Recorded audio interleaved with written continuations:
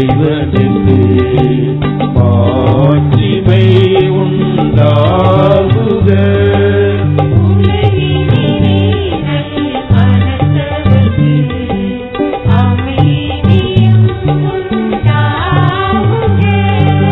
புகழ்கின்றோம் யாவும் உம்மையே, வாழ்த்துகின்றோம் இறைவனே.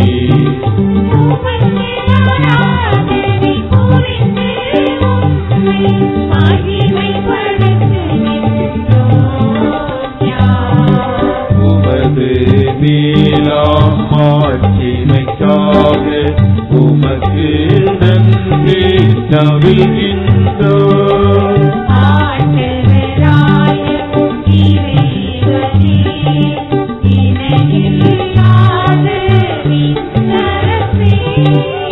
ஆற்றல் அனைத்தும் கொண்டு இறங்கும் தேவ தந்தை இறைவனே.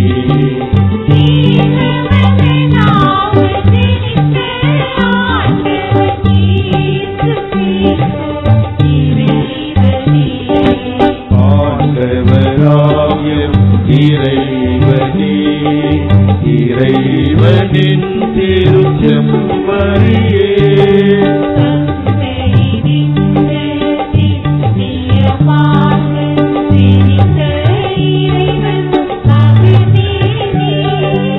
உலகின் பாவம் போக்குபவரே, ஈயம் மீது இறங்குமே.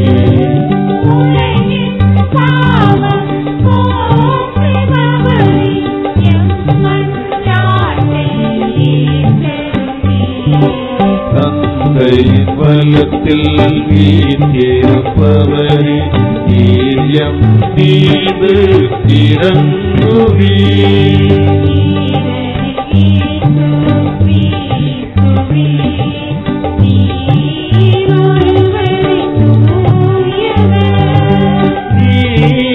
ஒருவரே ஆண்டவர்,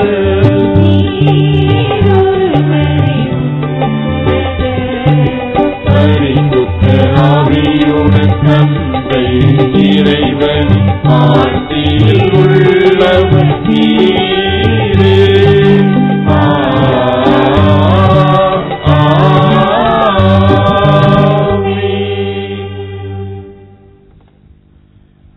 ஜெபிப்போமாக.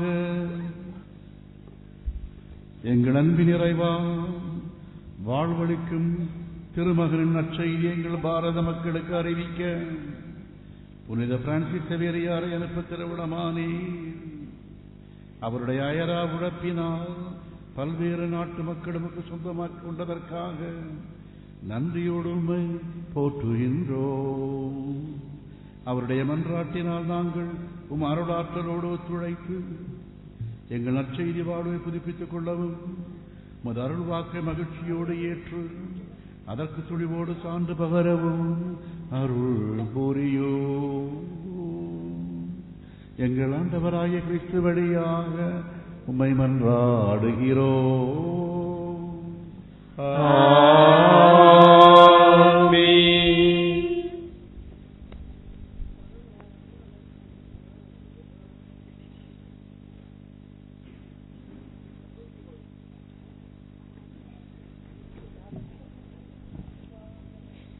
கடவுளுக்கு ஏற்ற நீதிமானாய் இறை நம்பிக்கையோடு வாழ்ந்த யோபுவின் நம்பிக்கை வாழ்வு பற்றி எடுத்துரைக்கும் யோபு நூலிலிருந்து இன்றைய முதல் வாசகம் எடுக்கப்பட்டுள்ளது.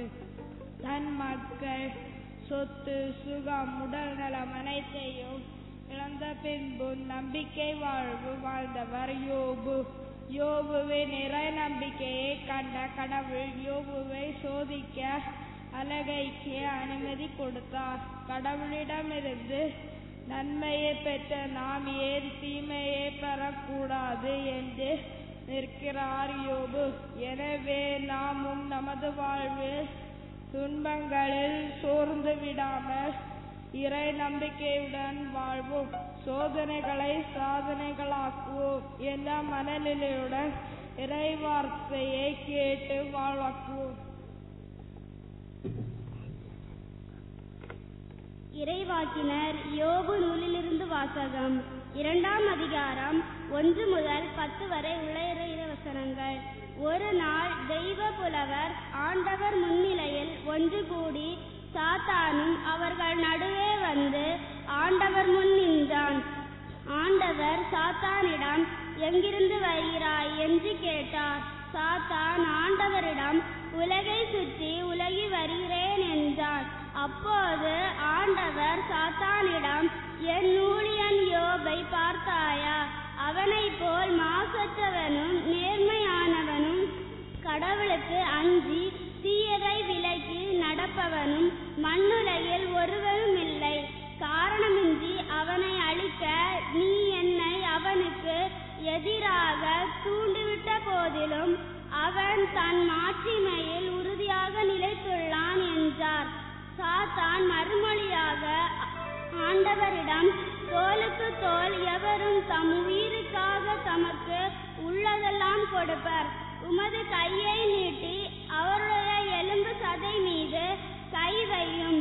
அப்போது அவன் உம் முகத்திற்கு நேராகவே உம்மை இழிந்துரைப்பது நோக்கி, இதோ அவன் உன் கையிலே, அவன் உயிரை மட்டும் விட்டுவை என்றார். சாத்தானும் ஆண்டவரிடம் முன்னின்று புறப்பட்டு போனான்.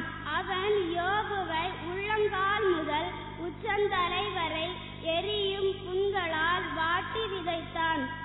ஓடஞ்சை எடுத்து தம்மை சொரிந்து கொண்டு யோபு சாம்பலில் உட்கார்ந்தார். அப்போது அவரின் மனைவி அவரிடம், இன்னுமா மாட்சிமையில் நிலைத்திருக்கிறீர் என்று கேட்டார். அவர் அவளிடம், நீ அறிவற்ற பெண் போல் பேசுகிறாய் என்றார். நன்மையை கடவுளிடமிருந்து பெற்ற நாம் ஏன் தீமையை பெறக்கூடாது என்றார். இவை அனைத்திலும் யோபு தம் வாயால் பாவம் செய்வதில்லை. இது ஆண்டவர் வழங்கும் அருள்வாக்கு. இறைவா, உமக்கு நன்றி.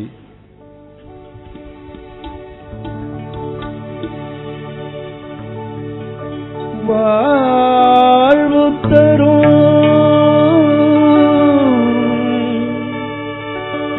ஒளியும் நீயே இயேசுவே,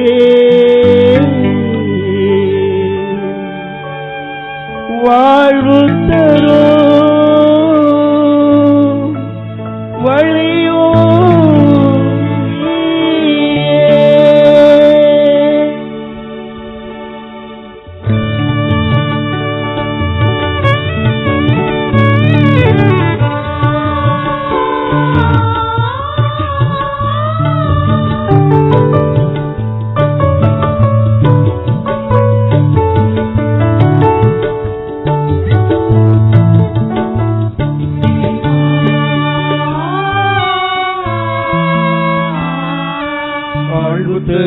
ஒளியும் நீயே இயேசுவே, வாழ்வு தரும் வழியும் நீயே,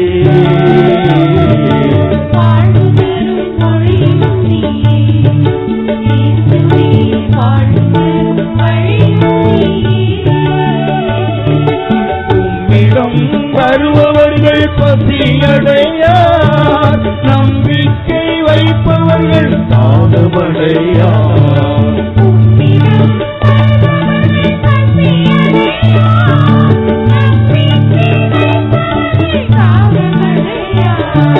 வாழ்வு தரும் ஒளியும் நீயே இயேசுவே, வாழ்வு தரும் வழியும் நீயே, வாழ்வு தரும் ஒளியும் நீயே இயேசுவே, வாழ்வு தரும் வழியும் நீயே.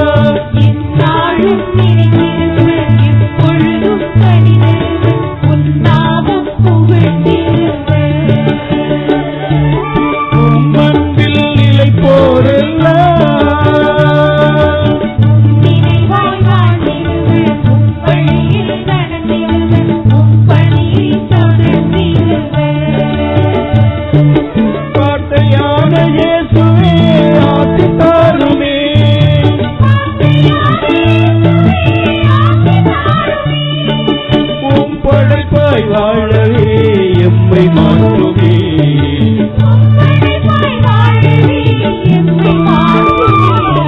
வாழ்வு தரும் ஒளியும் நீயே இயேசுவே, வாழ்வு தரும் வழியும் நீயே.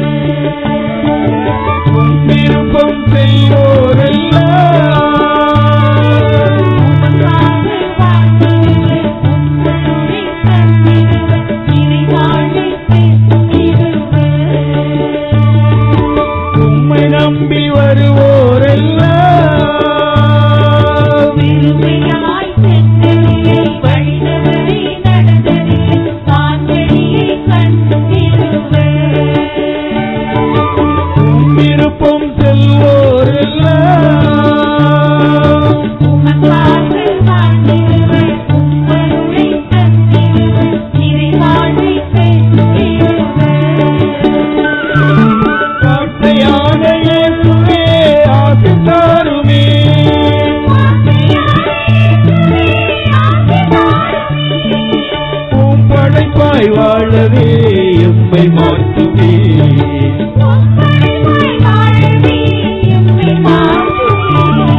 வாழ்வு தரும் ஒளியும் நீயே இயேசுவே, வாழ்வு தரும் வழியும் நீயே.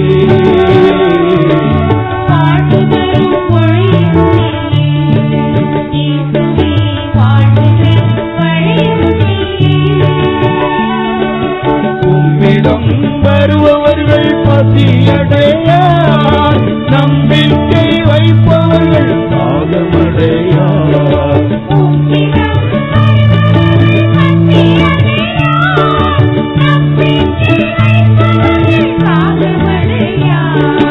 வாழ்வு பெறும் ஒளியும் நீயே இயேசுவே, வாழ்வு பெறும் வழியும் நீயே. வாழ்வு பெறும் ஒளியும் நீயே இயேசுவே, வாழ்வு பெறும் வழியும் நீயே.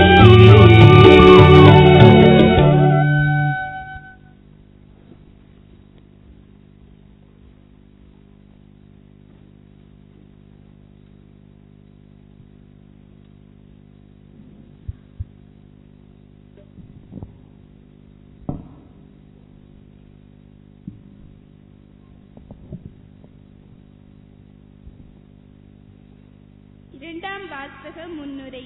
இன்றைய இரண்டாம் வாசகம் திருத்தூதர் பவுல் ரோமியருக்கு எழுதிய திருமுகத்திலிருந்து எடுக்கப்பட்டுள்ளது. திருத்தூதர் பவுல் எழுதிய அனைத்து போதனைகளின் சுருக்கமும் ரோமிய நூலில் அடங்கியுள்ளது. முதிர் வயதிலும் கடவுள் மீது நம்பிக்கை கொண்டு வாழ்ந்தவர் ஆபிரகாம். கடவுள் மீது கொண்ட நம்பிக்கையால் ஆபிரகாம் முதிர் வயதிலும் தந்தையானார். இவ்வாறே கிறிஸ்தவர்களாகிய நமது நம்பிக்கையும் சாவிலிருந்து தம் மகனை உயிர் பெற்று எழச் செய்த அதே கடவுளின் வல்லமையிலே மையம் கொண்டுள்ளது. எனவே ஆபிரகாமைப் போல இறை நம்பிக்கை உடையவர்களாய் வாழ்வோம், இறைவனுக்கு உயிருள்ள சாட்சிகள் ஆவோம் என்ற மலையுடன் இறைவார்த்தைக்கு செவி சாய்ப்போம்.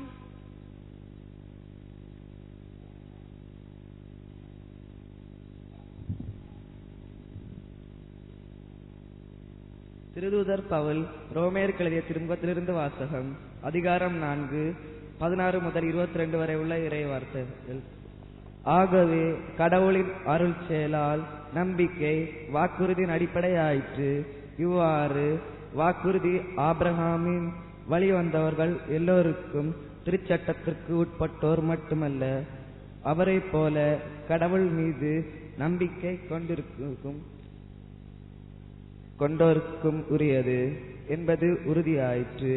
ஆபிரகாம் நாம் அனைவருக்கும் தந்தை, ஏனெனில் எண்ணற்ற மக்களுக்கு உம்மை நான் தந்தை ஆக்குகிறேன் என்று மறைநூலில் எழுதியுள்ளது. ஆம்,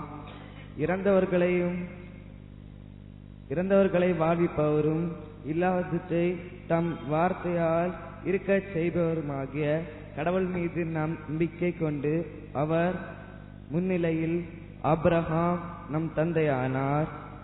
உன் வழிமரபினர் எண்ணற்றவராயிருப்பர் என்று அவருக்கு சொல்லப்பட்டது.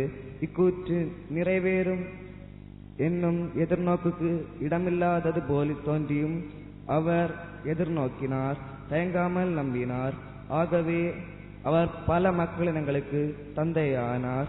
தமக்கு ஏறத்தாழ 100 வயது ஆகிவிட்டதால் தாம் உடலும் சாராவுடைய கருப்பையும் செத்தவை போல் ஆற்றலற்றவை போய்விட்டதை எண்ணி பார்த்தபோது கூட அவர் நம்பிக்கையில் உறுதி தளரவில்லை. கடவுள் வாக்குறுதியை பற்றி ஐயப்படவே இல்லை. நம்பிக்கையில் அவர் மேலும் வலு பெற்றார். கடவுளின் பெருமைப்படுத்தினார். தாம் வாக்களித்ததை கடவுள் செய்ய வல்லவர் என்பதை அவர் உறுதியாய் அறிந்தார். ஆகவே அதை ஆண்டவர் அவருக்கு நீதியாய் கருதினார். இது ஆண்டவரின் அருள்வாக்கு. இறைவா உமக்கு நன்றி.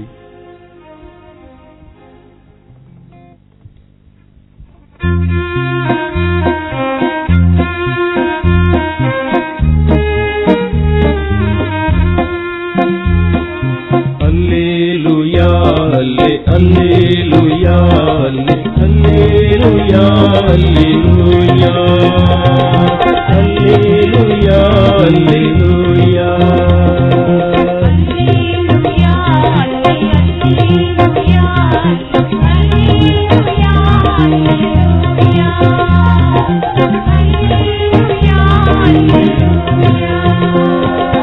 வானிலிருந்து இறங்கி வந்த உயிருள்ள உணவுதானே, இதை யாராவது உண்டால் அவர் என்னும் வாழ்வர், அவர் என்னும் வாழ்வார்.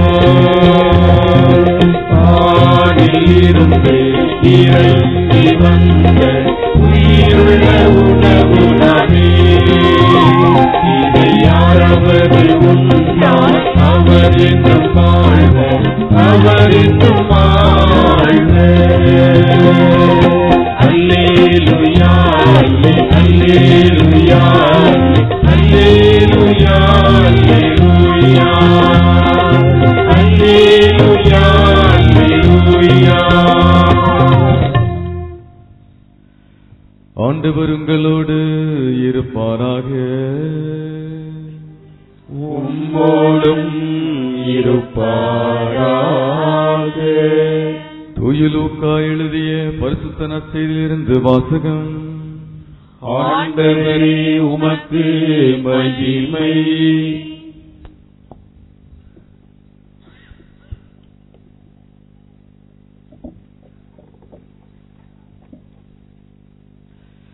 லூக்கா நற்செய்தி அதிகாரம் 9 இறைவசனங்கள் 22 முதல் 27 முடிய.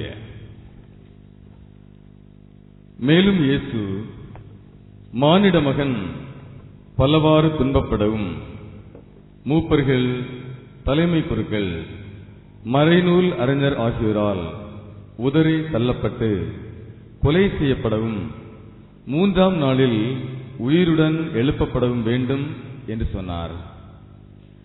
பின்பு அவர் அனைவரையும் நோக்கி, என்னை பின்பற்ற விரும்பும் எவரும் தன்னலம் துறந்து தம் சிலுவையை நாள்தோறும் தூக்கிக் கொண்டு என்னை பின்பற்றட்டும்.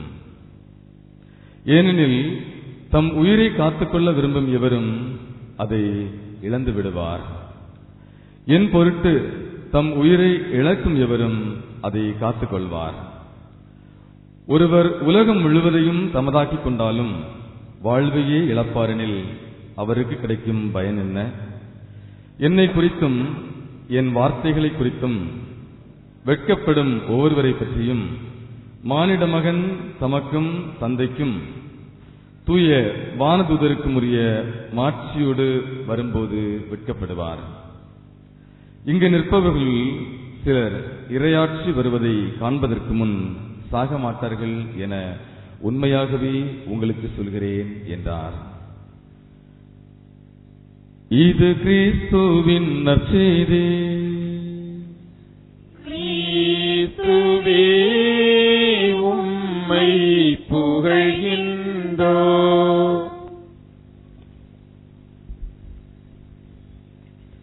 கிறிஸ்து இயேசுவில் அன்புக்குரியவர்களே, நம்முடைய 40 பிள்ளைகள் ஆண்டவர் இயேசு கிறிஸ்துவை முதலாக உட்கொள்வதற்காக தங்களை தயாரித்து இன்றைய நாளில் திருப்பீடத்தின் முன்பு கூடியிருக்கின்றார்கள்.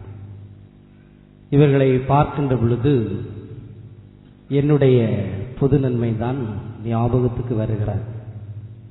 பங்கு தந்தையாக எத்தனையோ பங்குகளில் புது நன்மை நிகழ்வுகளை எல்லாம் நடத்தி இருந்தும் கூட பல்வேறு பங்குகளில் புதுநன்மை திருப்பலிக்காக சென்று ஒருவேளை அருளுரை கூட ஆற்றியிருக்கின்ற அந்த வேளையிலும் இப்பொழுது இவர்களை பார்க்கின்ற பொழுது என்னுடைய அந்த புதுநன்மை நாள் நினைவுக்கு வருகிறார்.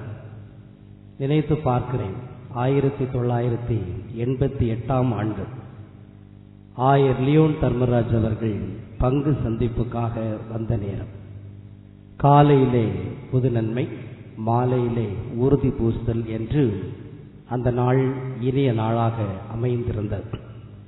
அப்பொழுது நம்முடைய பழைய ஆலயம், அதை இடித்து புதிய ஆலயம் கட்ட வேண்டும் என்ற அந்த ஒரு தருணம், அந்த நாட்களில்தான் எனக்கும் என்னை சார்ந்தவர்களுக்கும் புதுநன்மை கிடைத்தது. சிந்தித்து பார்க்கிறேன்.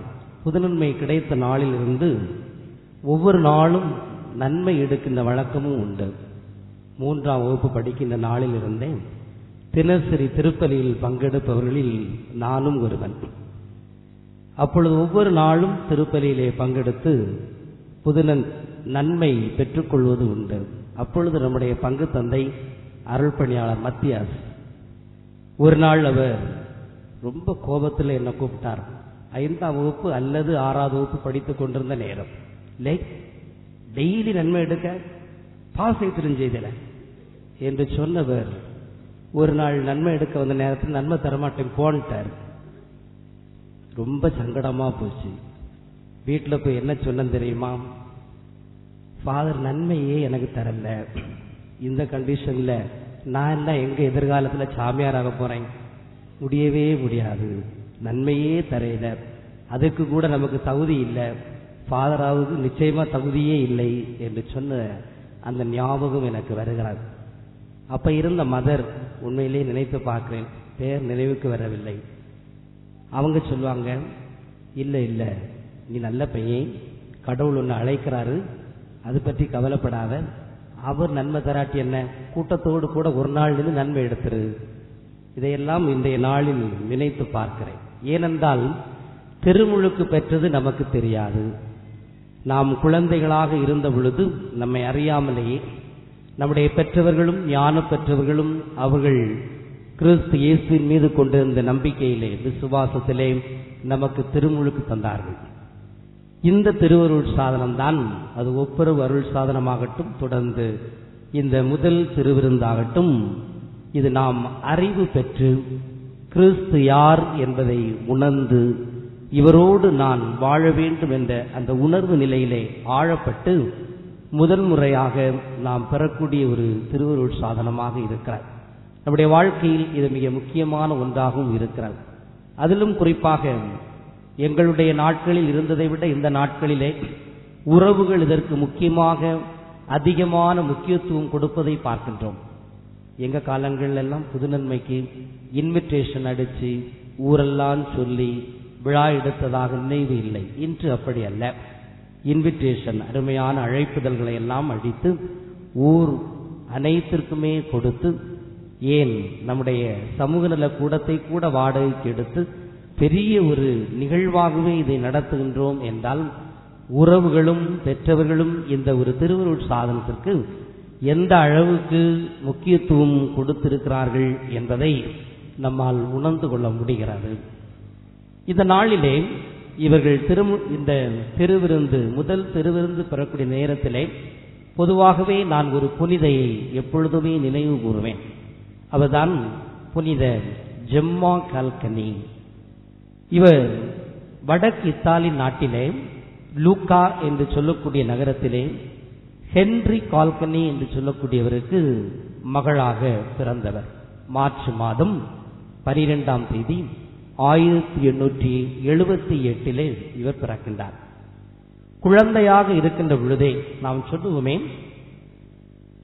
விளையும் பயிர் முளையிலே தெரியும் என்று சொல்லுவது போல, இது குழந்தையாக இந்த குழந்தை இருந்த நேரத்திலேயே இறை பற்றுமிக்க குழந்தையாக இருந்தார். குழந்தை பருவத்திலேயே ஆண்டவரிடத்தில் மீது அவருக்கு நல்ல ஒரு பற்று இருந்தது. தன்னுடைய குழந்தை பருவத்திலேயே தன்னுடைய தாய் அத்தகைய இறை நம்பிக்கையை ஊட்டி வளர்த்தவராக இருந்தார். ஒவ்வொரு நாளும் இந்த குழந்தை அந்த தாய் ஆலயத்துக்கு கொண்டு வருகின்ற பொழுது என்ன சொல்வார் தெரியுமா? அந்த குழந்தை இடத்திலே பாடுபட்ட சுரூபத்தை சுட்டி காட்டி, பார் ஜம்மா, நமக்காக நம் ஆண்டவர் எந்த அளவுக்கு கஷ்டப்பட்டிருக்கிறார், வேதனைப்பட்டிருக்கிறார், பாடுகள் அனுபவித்திருக்கிறார் பார்த்தாயா என்று ஆண்டவருடைய அந்த பாடுகளை அவர் சுட்டி காட்டுவார். ஆலயத்தில் வருகின்ற பொழுதெல்லாம் பாடுபட்ட சுரூபத்தையே சுட்டி காட்டி அதை உற்று நோக்கு என்று சொல்லுவார். 7 வயது வரையில்தான் ஜம்மாவுடைய தாய் அவரோடு இருந்தார். அவருக்கு 7 வயது நடக்கின்ற பொழுது அந்த தாய் இறந்து போனார். தன்னுடைய தாயை இழந்த துயரம் இருந்தாலும் தன்னுடைய தாய் அந்த 7 வயது வரையிலும் ஊட்டி வளர்த்த ஞானப்பால் என்பது, இறை நம்பிக்கை என்பது மட்டும் அவரிடத்திலிருந்து ஒருபோதும் அகன்று போகவே இல்லை. ஆண்டவர் என்னோடு இருக்கிறார் என்ற அந்த உணர்வு என்பது அந்த 7 வயது குழந்தைக்கு அதனுடைய உள்ளத்தின் ஆழத்திலே மிக மிக ஆணிவேராக பதிந்திருந்தது என்பது உண்மை. தன்னுடைய தாயை இழந்த பிறகு அவர் அருள் சகோதரிகள் நடத்தக்கூடிய ஒரு பள்ளியிலே சென்று சேர்ந்து படிக்கின்றார். அங்குள்ள பிள்ளைகளோடு தன்னை இணைத்துக் கொள்கின்றார். இவ்வாறு தன்னுடைய வாழ்க்கை பயணத்தை தொடர்ந்து கொண்டிருந்த வேளையிலே தன்னுடைய 9வது வயதிலே அவருக்கு இந்த முதல் திருவிருந்து கொடுக்கப்படுகிறார். அவருடைய அந்த முதல் திருவிருந்து எடுக்கின்ற பொழுது அவருடைய உணர்வு என்ன? என்னுடைய இயேசுவை எனக்கு தாருங்கள், அவர் இல்லாமல் என்னால் வாழவே முடியாது என்று சொல்லுகின்றார். இந்த ஒரு தாகம் என்பது குழந்தைகளிடத்தில் மட்டுமல்ல, நம் அத்தனை பேரிடத்திலும் இருக்க வேண்டிய ஒன்று. என்னுடைய இயேசுவை எனக்கு தாருங்கள், அவர் இல்லாமல் என்னால் வாழவே முடியாது என்ற அந்த உணர்வை அவர் எப்பொழுதும் பெற்றவராக, என்றுதான் வருமோ அந்த முதல் திருவிருந்து நாள், அதற்காக நான் தயாரித்துக் கொண்டே இருக்கிறேன் என்று சொல்லி அவர் முழுமையாக தன்னுடைய 9வது வயதிலே இந்த ஆண்டவரை பெற்றுக்கொள்வதற்காக தன்னை தயாரிக்கின்றார். இவருடைய பங்கு தந்தை அடிக்கடி இவரை பார்க்கின்ற பொழுது ஒரு வார்த்தை சொல்வார், இயேசுவை உண்பவர்கள் இயேசுவோடு வாழ்கிறார்கள். இந்த வார்த்தை இவரை மிகவும் தொட்டது. இயேசுவை உண்பவர்கள் இயேசுவோடு வாழ்கிறார்கள். நாமும் பெரியவர்களாக இருக்கின்ற நேரத்தில் சிந்தித்து பார்க்க வேண்டும். நாள் திருப்பலி ஆகட்டும், அல்லது ஞாயிற்றுக்கிழமை திருப்பலி ஆகட்டும், அல்லது முக்கியமான திருப்பலிகள் ஆகட்டும், அனைத்திலுமே இந்த இயேசுவை நற்கருணை திருவிருந்தில் கலந்து உட்கொள்கின்றோமே, எந்த ஒரு உணர்வு நமக்கு ஏற்படுகிறது? எல்லாரும் எழும்பி படபடா போறாங்க, நாங்களும் போறோம். ஆனா 3வது வீட்டுக்காரனே நன்மை எடுக்க, அவன் எனக்கு உன்னை இல்லைன்னா எனக்கும் உன்னை இல்லை. எல்லா அநியாயம் அக்கிரமும் ஜீவித்து அவன் நன்மை எடுத்துட்டு இருக்கிறான், அவனை கடவுள் தண்டிப்பார்னா என்னையும் தண்டிச்சுட்டு போட்டு என்ற உணர்வு நிலையா? அல்லது இந்த இயேசுவை நான் உண்கின்றேனே, அவர் என்னுடைய உடலிலும் உள்ளத்திலும் எழுந்து வருகின்றாரே, நான் என்னுடைய உள்ளத்தின் ஆழத்தில் ஒருவித அச்ச உணர்வோடு அந்த இயேசுவை அண்டி வருகிறேனா இன்று நாம் சிந்திக்க அழைக்கப்பட்டிருக்கிறோம். இயேசுவை உண்பவர்கள் இயேசுவோடு வாழ்கிறார்கள். ஏதோ சடங்கு அல்ல. முதல் திருவிருந்து என்பது 7 திருவருள் சாதனங்களிலே நற்கருணை என்பது ஒரு அருள் சாதனமாக இருக்கிறது.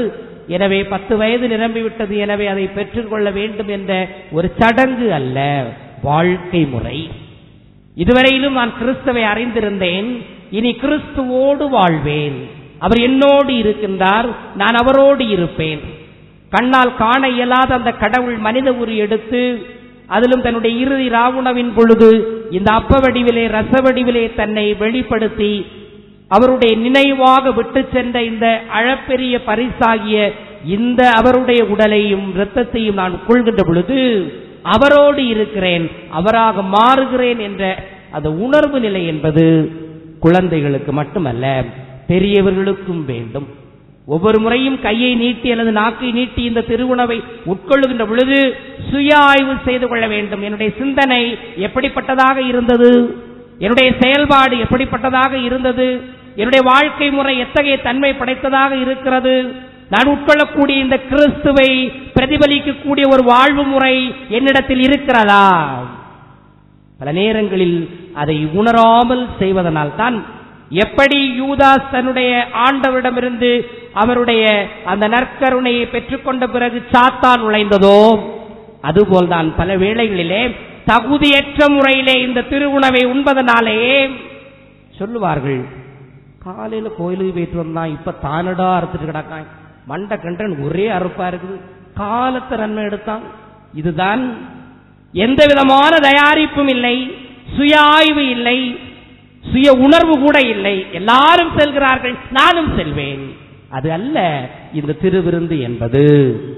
ஆண்டவரை வரவேற்கின்றோம்.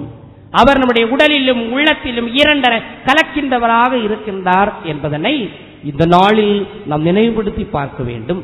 மீண்டும் நாம் தூய ஜெம்மாவுடைய வாழ்க்கைக்கு செல்லுகின்ற பொழுது அவர் சில தீர்மானங்களை அந்த திருவிருந்து நாளிலே, முதல் திருவிருந்து நாளிலே எடுக்கின்றார். என்னென்ன தீர்மானங்கள்? நம்முடைய பிள்ளைகளுக்கும் பெரியவர்களுக்கும் இது மிகவும் பொருந்துவதாக இருக்கிறது. முதல் தீர்மானம் அவர் என்ன எடுத்தார் என்றால், நான் நல்ல பாவ சங்கீர்த்தனம் செய்து நல்ல ஒப்புரவிலே பங்கெடுத்து நற்கருணை உட்கொள்வேன். அவ்வாறு செய்யும் போது இதுவே எனக்கு கிடைத்த கடைசி வாய்ப்பு என கருதி செயல்படுவேன். ஒருவேளை சிந்தித்து பார்ப்போமே, அடுத்த நிமிடம் நாம் இல்லை என்றால் இந்த நிமிடம் எப்படி வாழ வேண்டும் என விரும்புவோம். பொதுவாகவே குருக்களுக்கு சொல்லப்படுகின்ற ஒரு உண்மை, நீங்கள் திருப்பலி நிறைவேற்றுகின்ற பொழுது இந்த திருப்பலி தான் நீங்கள் நிறைவேற்றக்கூடிய கடைசி திருப்பலி. அடுத்த ஒரு முறை நீங்கள் இந்த திருப்பிடத்திற்கு வருவீர்களோ இல்லையோ தெரியாது. ஆனால் இன்று இப்பொழுது நிறைவேற்றுகிறீர்களே, இந்த திருப்பலிதான் நீங்கள் நிறைவேற்றக்கூடிய கடைசி திருப்பலி என்றால் எந்த அளவுக்கு அச்ச உணர்வோடு, எந்த அளவுக்கு தயாரிப்போடு, எந்த அளவுக்கு இது இறைவன் எனக்கு தந்த ஒரு மாபெரும் கொடை என்ற அந்த ஒரு நடுக்கத்தோடு இதை செய்ய வேண்டும் என்பதை ஒவ்வொரு குருவும் அறிந்திருக்க வேண்டும். அதே போல்தான் இந்த குழந்தை இந்த திருவிருந்தை பெற்றுக்கொள்ள வேண்டிய அந்த சூழலிலே தீர்மானம் எடுக்கிறது, நான் நல்ல பாவ சங்கீர்த்தனம் செய்து இந்த நற்கருணையை உட்கொள்வேன். அவ்வாறு உட்கொள்கின்ற பொழுது இதுவே எனக்கு கிடைத்த கடைசி வாய்ப்பு, இனி எனக்கு வாய்ப்பு இல்லை என்று கருதி செயல்படுவேன். அந்த ஒரு உண்மை நிலையை நான் உணர்ந்து கொள்வேன் என்று முதல் தீர்மானம் எடுக்கின்றார். இது நம்முடைய தீர்மானமாகவும் மாற வேண்டும். திருப்பலியிலே பங்கெடுக்கின்றோம், திருவிருந்தை உட்கொள்கின்றோம். ஆண்டவரே, என்னுடைய வாழ்விலே நீ எனக்கு தருகின்ற கடைசி வாய்ப்பு, இதை நான் முறையாக பயன்படுத்துவேன். என்னுடைய பாவங்களை அறிக்கையிடுவேன், என்னுடைய குற்றங்குறைகளை ஏற்றுக்கொள்வேன். ஒருவேளை நான் பாவி என்று இல்லை என்று என்னுடைய உணர்வு சொன்னாலும் கூட உம்முடைய முன்னிலையிலே நான் நிற்பதற்கு தகுதியற்றவன் என்பதை உணர்வேன் என்று சொல்லக்கூடிய மனநிலை என்பது அத்தனை பேருக்குமே வேண்டும் என்றால் இந்த திருவிருந்து நமக்கு வாழ்வு தரக்கூடிய ஒன்றாக இருக்கும். இரண்டாவதாக அவர் எடுத்த தீர்மானம் என்ன? நற்கருணை பேழையில் இருக்கும் நற்கருணை ஆண்டவரை அடிக்கடி சந்திப்பேன், அதுவும் சோகமாக இருக்கும் பொழுது அவரை சந்திப்பேன். மிக முக்கியமான ஒரு தீர்மானம். பல நேரங்களில் ஆலய முற்றத்தில் வருகின்ற பொழுது நமக்கு இறைவன் அருமையான ஒரு நற்கருணை தியான ஒரு அறையையே தந்திருக்கிறார் என்பது மகிழ்ச்சி. அங்கு சென்று அமைதியிலே ஆண்டவரை தரிசிக்கக்கூடியவர்கள் எண்ணிக்கை அதிகரித்து வருகிறது என்று பார்க்கின்ற பொழுது இன்னும் அது நிறைவு.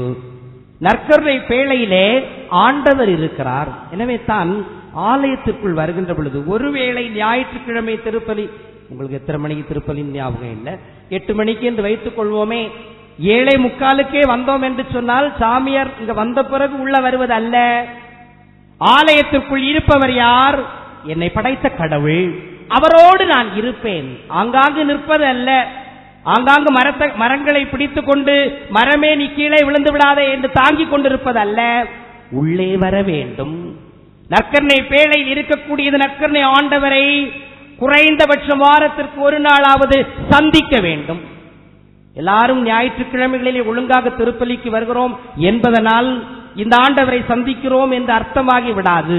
உள்ளார்ந்த சந்திப்பு. ஆண்டவரே, சென்ற வாரம் முழுவதும் என்னை காத்தீரே, இத்தகைய நெருக்கடிகள் வந்த பொழுது கூட இருந்தீரே, இந்த வாரமும் கூட என்னோடு வாரும், என்னோடு தங்கும், என்னோடு இரும் என்று அமைதியில் எத்தனை பேர் இந்த நற்கருணை ஆண்டவரிடத்திலே உரையாடக்கூடிய உறவாடக்கூடிய ஒரு மனநிலையை பெற்றிருக்கிறோம்.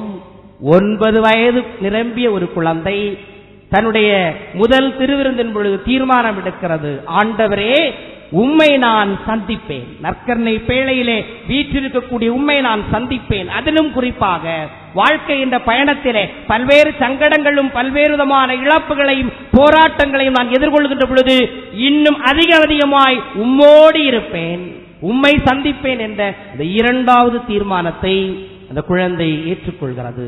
நம்முடைய பிள்ளைகளும் கூட பெரியவர்களும் கூட இந்த ஒரு தீர்மானம் என்பது நம்முடைய இதயத்தின் ஆழத்தில் இருப்பது சிறப்பு வாய்ந்ததாக இருக்கிறது. 3வது அந்த குழந்தை எடுத்த தீர்மானம் என்ன? அன்னை மரியாளோடு நான் நெருக்கமான உறவு கொள்வேன், இறைவனின் வானக கொடைகளுக்காக நான் அவரிடம் வேண்டுவேன். ஆண்டவர் நமக்கு தந்த ஒரு மாபெரும் கொடையாக நம் அன்னை இருக்கின்றாள்.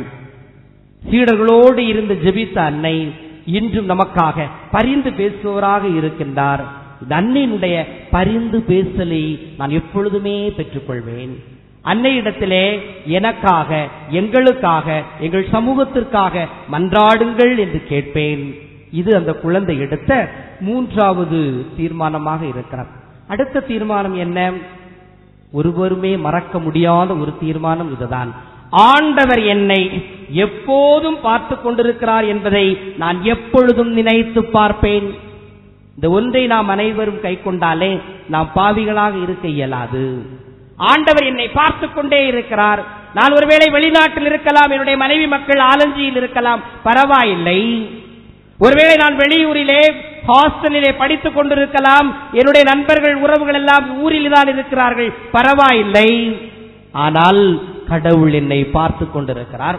என்னுடைய மனைவியை நான் ஏமாற்றி விடலாம், என்னுடைய உறவுகளை நான் ஏமாற்றி விடலாம், என்னுடைய நண்பர்களிடத்தை கூட நான் ஏமாற்றி வித்தை காட்டி விடலாம். ஆனால் என்னை பார்த்து கொண்டிருக்கக்கூடிய கடவுளை நான் ஒருபோதும் ஏமாற்ற இயலாது. என்னோடு வாழக்கூடிய இந்த கடவுளிடமிருந்து நான் தப்ப முடியாது. எனவே என்னை எப்பொழுதும் கடவுள் பார்த்து கொண்டே இருக்கிறார். என்னை படைத்த இறைவன் என்னோடு இருக்கிறார். என்னுடைய சிந்தனையை, சொல்லை, செயலை அனைத்தையும் அறிந்தவராக இருக்கிறார். எனவே அந்த ஒரு உணர்வை என்னுடைய இதயத்தில் எப்பொழுதும் வைத்திருப்பேன். மிக முக்கியமான ஒன்று, யார் பார்க்கிறாரோ இல்லையோ கடவுள் நம்மை பார்த்து கொண்டே இருக்கிறார். இந்த உலகம் நம்மை பலவாறு சொல்லலாம், இந்த உலகம் பல்வேறு விதமான சான்றிதழ்களை நமக்கு தரலாம், பரவாயில்லை. கடவுள் நம்மை பார்த்து கொண்டிருக்கிறார், நம்முடைய வாழ்க்கையை பார்த்து கொண்டிருக்கிறார், நம்முடைய வாழ்வு முறையை பார்த்து கொண்டிருக்கிறார். கடவுளிடமிருந்து எவரும் தப்பவே இயலாது. இந்த ஒரு உணர்வை அந்த குழந்தை அந்த முதல் திருவிருந்து நாளிலேயே பெற்றுக் கொள்ளுகிறது. கடவுள் என்னை பார்த்து கொண்டிருக்கிறார். எனவே நான் கடவுளுக்கு பயப்படுகின்ற ஒரு வாழ்வு வாழ்வேன். சீராக்கின் ஞானம் அருமையாக சொல்லும், கடவுளுக்கு பயப்படுவதே ஞானத்தினுடைய தொடக்கமாக இருக்கிறது. தொடர்ந்து அவர் ஆண்டவரை பார்த்து சொன்னது என்ன? இயேசுவே, உமக்காக பாடுகளை அனுபவிக்க நான் தயாராக இருக்கிறேன். இதுதான் இன்றைய மைய சிந்தனை. உன்னை இழந்தாலும் நம்பிக்கையை இழக்காதே. ஆண்டவரே, நான் உம்மை இன்று பெற்றுக்கொள்கிறேன் என்றால் சுகபோகமாக வாழ்வதற்காக என்பதற்காக அல்ல, உம்மை போல பாடுகளை அனுபவிக்க, உம்மை போல என்னை இழக்க, உம்மை போல என்னை உருக்குலைக்க, உண்மைக்காக நீதிக்காக சான்று பகர நீராக உம்மை போல நான் மாற என்பதுதான் இன்றைய நாளின் முக்கியமாக இருக்கிறது. இதை அந்த குழந்தை அன்றே பெற்றுக்கொள்கிறது. தன்னுடைய வாழ்க்கையிலே ஆண்டவருடைய 5 காயங்களையும் பெற்று அவருடைய பாடுகளோடு தன்னை இணைத்தவர் என்பது தூய ஜெம்மாவுடைய வாழ்க்கை வரலாறு நமக்கு சொல்லித் தருகின்ற பாடமாக இருக்கிறது. அன்புக்குரியவர்களே, யோவான் நற்செய்தியிலே 12ஆம் அதிகாரம் 24வது இறைவார்த்தையிலே ஆண்டவர் அருமையாக சொல்லுவார், கோதுமை மணி மண்ணில் விழுந்து மடியாவிட்டால் அது அப்படியே இருக்கும், அது மடிந்தால் தான் மிகுந்த விளைச்சலை தரும் என்று சொல்லுவார். நம்முடைய வாழ்வு என்பது அத்தகையதாக இருக்கிறது. நம்மையே நாம் இழப்பதற்காகத்தான் இந்த உலகத்தில் நாம் படைக்கப்பட்டிருக்கிறோம். கணவன் மனைவிக்காக, மனைவி கணவனுக்காக, பெற்றோர் பிள்ளைகளுக்காக, பிள்ளைகள் பெற்றோருக்காக என்று இந்த இழத்தல் என்பது பல்வேறு நிலையில் நம்முடைய வாழ்க்கை பின்னணியிலே நடந்து கொண்டுதான் இருக்கிறது. இதுதான் வாழ்க்கையினுடைய அச்சாரமாகவும் இருக்கிறது. நம்மை நாம் இழப்பது எதற்காக, யாருக்காக, எந்த ஒரு இலக்கிற்காக என்பதுதான் நம்முடைய வாழ்க்கையை தீர்மானிக்கக்கூடிய ஒன்றாக இருக்கிறது. தூய பவுல் அருமையாக சொல்வார் பிலிப்பியருக்கு எழுதிய திருமுகத்திலே 3ஆம் அதிகாரம் 8வது இறை வார்த்தையிலே, உண்மையில் என்னை பொறுத்த மட்டில் என் ஆண்டவராம் கிறிஸ்து இயேசுவை பற்றிய அறிவே நான் பெறும் ஒப்பற்ற செல்வம், இதன் பொருட்டு எல்லாவற்றையும் இழப்பாக கருதுகிறேன். அவர் பொருட்டு நான் அனைத்தையும் இழந்து விட்டேன், கிறிஸ்துவை ஆதாயமாக்கிக் கொள்ள எல்லாவற்றையும் குப்பையாக கருதுகிறேன் என்று சொல்வார். நம்மை நாம் இழக்க வேண்டும் என்றால், கிறிஸ்துவுக்காக இழக்க வேண்டும் என்று சொன்னால், கிறிஸ்துவின் மீது கொண்டுள்ள நம்பிக்கையிலே ஆழப்பட வேண்டும். அன்று தந்தையாம் கடவுளை ஆண்டவர் இயேசு நம்பியதனால் தன்னை இழந்தார். ஆண்டவர் இயேசுவை நம்பியதனால் சீடர்கள் தங்களை இழக்க துணிந்தார்கள். தொடக்க கால கிறிஸ்தவர்கள் கிறிஸ்துவை நம்பியதனால் எத்தகைய இழப்புக்கும் தயாரானார்கள். இன்று நாமும், குறிப்பாக முதல் திருவிருந்தில் பங்கு பெறக்கூடிய பிள்ளைகளும் கிறிஸ்துவை ஆதாயமாக்கிக் கொண்டு இந்த கிறிஸ்துவின் மீது கொண்டுள்ள நம்பிக்கையிலே ஆழப்பட்டீர்கள் என்றால் எதையும் இழக்க துணிகின்றவர்களாக, கிறிஸ்துவுக்கு சார்ந்து பெறுகின்றவர்களாக இருப்பீர்கள். அத்தகைய ஆற்றல் இறைவன் நமக்கு இந்த நாளில் தர தொடர்ந்து ஜெபிப்போம்.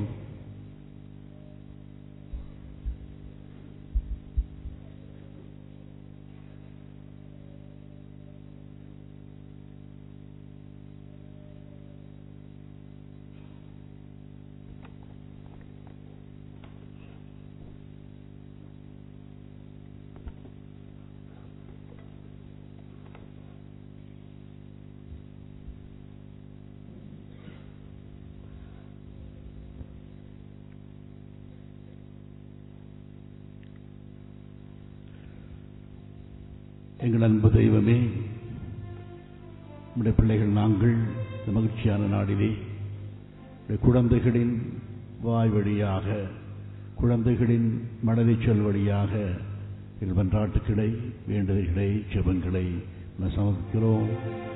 இவற்றை உமக்கு வந்த காணிக்கையாக ஏற்று எங்களுக்கு அருள் கொன்ற உங்களை ஜெபிக்கின்றோம். ஆமென்.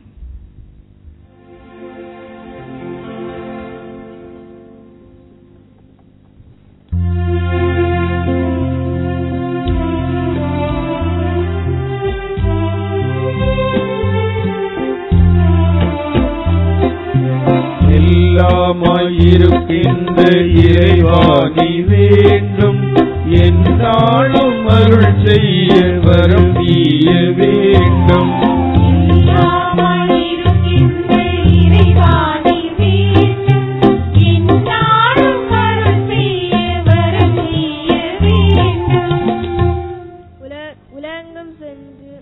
உலகம் சென்ற நற்செய்தி அறியுங்கள் என்று முடிந்த இறைவா, எமது திருச்சபையின் தலைவர்களையும் திருத்தந்தை, ஆயர்கள், குருக்கள், சகோதரிகள் மற்றும் துறவரத்தார் அனைவரையும் உம்பாதம் பணிக்கின்றோம்.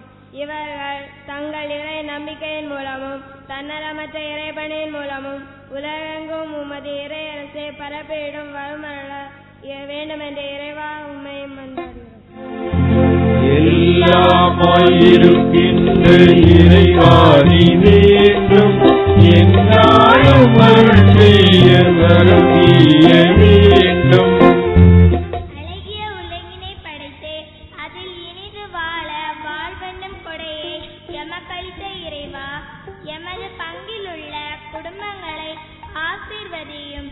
எமது குடும்பங்களில் அன்பு, பொறுமை, பரிவு, புரிதல் போன்றவை இல்லாததால் உறவுகளில் விரிசல் ஏற்பட்டு சிதறி கிடக்கும் குடும்ப உறவுகளை மீண்டும் ஒன்றிணைத்து எமது குடும்பங்களை அன்புறவினால் கட்டி எழுப்பிட வேண்டும் என்று இறைவா உம்மை மன்றாடுகிறோம்.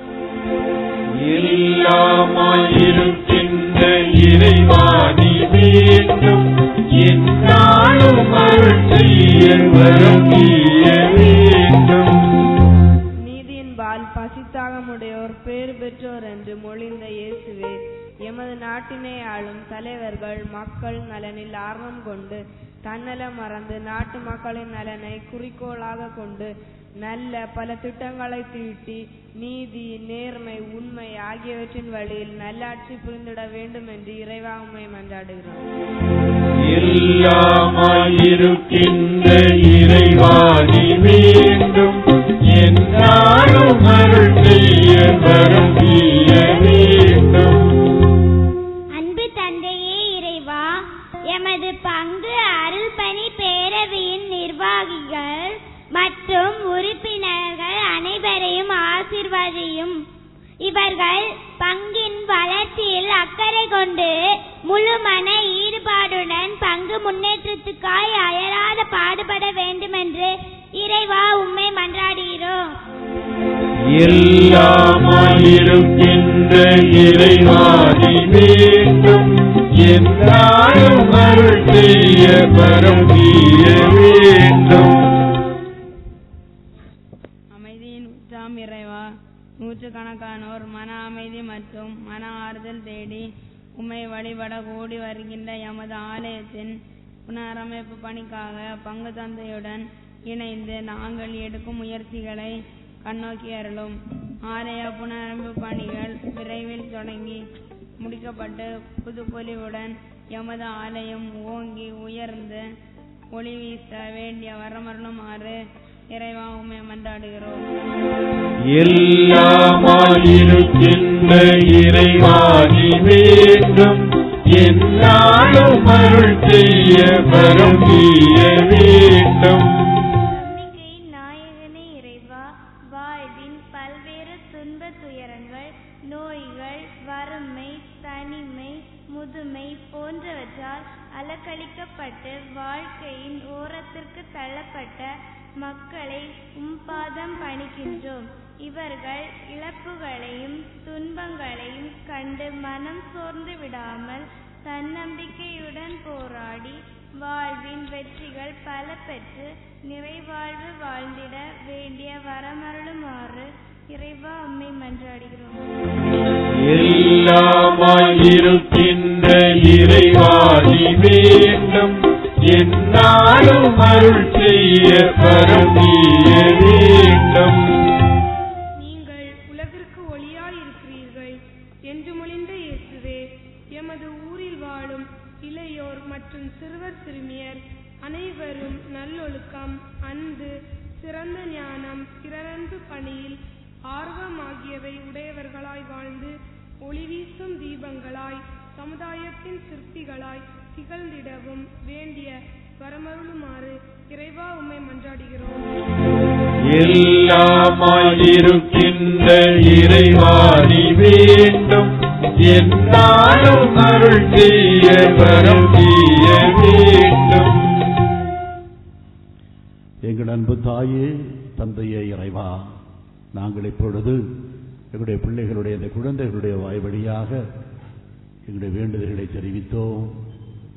இந்த குழந்தைகளுடைய ஜெபங்களை கேட்டருளும், இந்த குழந்தைகளை ஆசீர்வதித்தருளும், இந்த குழந்தைகளின் பெற்றோர்களை ஆசீர்வதித்தருளும், இந்த பங்கு மக்கள் அனைவரும் ஆசீர்வதித்து இறையாட்சியுடைய கொடைகளை எங்களுக்கு தந்து நாங்கள் எல்லாரும் அன்போடும் அமைதியோடும் மகிழ்ச்சியோடு வாழ எங்களுக்கு அருள் தாரும். எங்கள் ஆண்டவராகிய கிறிஸ்து வழியாக உம்மை மன்றாடுகிறோம். ஆமென்.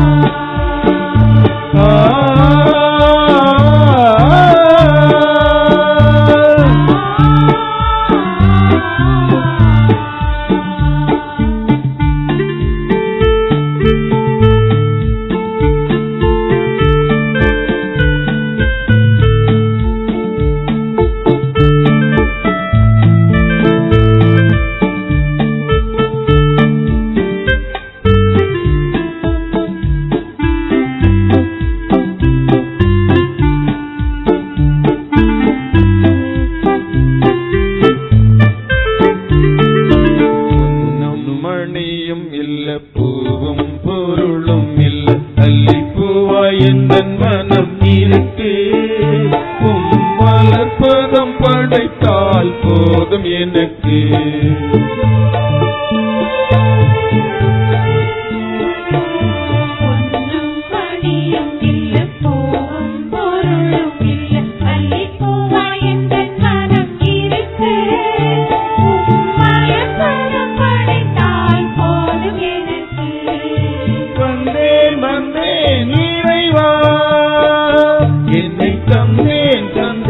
தலைவா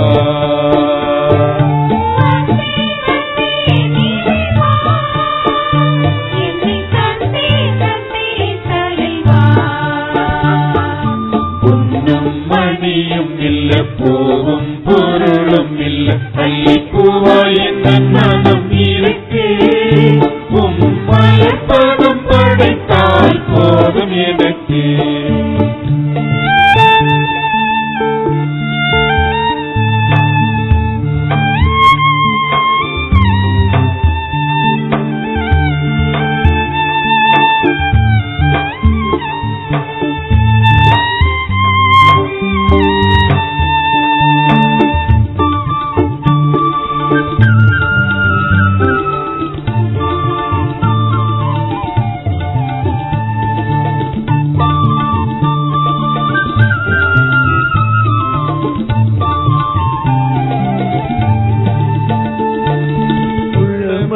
அன்பிருக்கு, உன் சொல்படி நடக்கிற தம்பிருக்கு,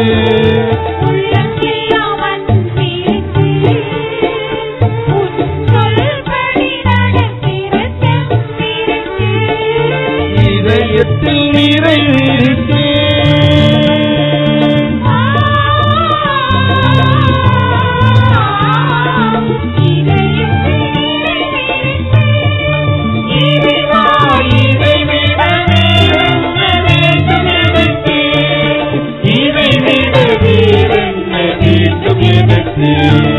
வந்தேன் வந்தேன் நிறைவா, என்னை தந்தேன் தந்தேன் தலைவா.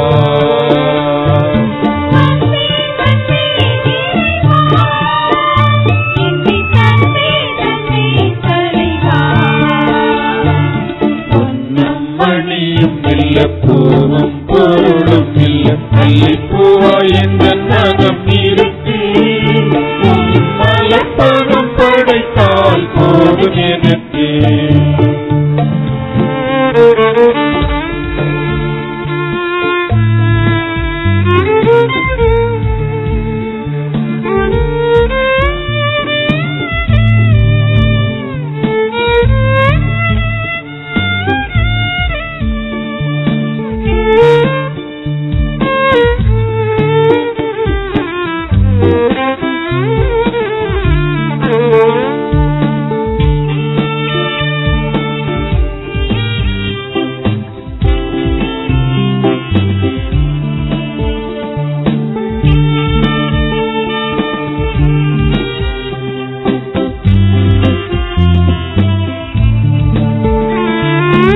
இருப்பதெல்லாம் கொடுத்தே என்னை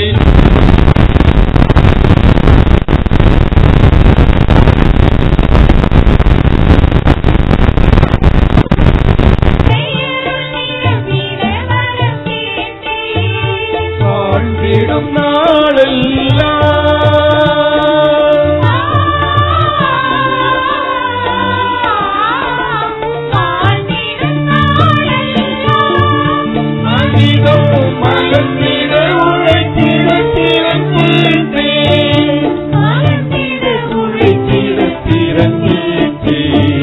வந்தேன் வந்தேன் நிறைவா, என்னை தந்தேன் தந்தேன் தலைவா.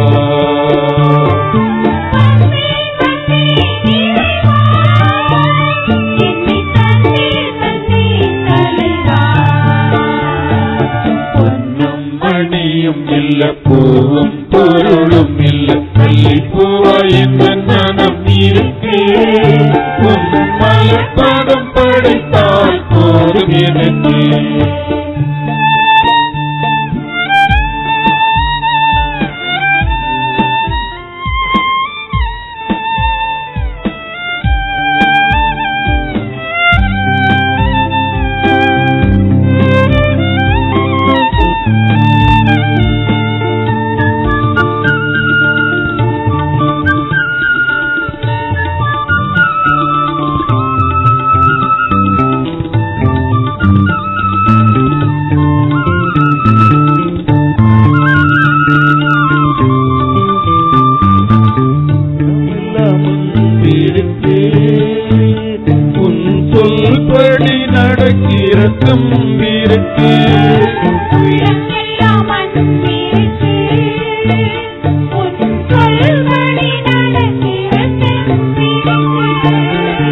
இதயத்தில் நிறைவிருக்கு.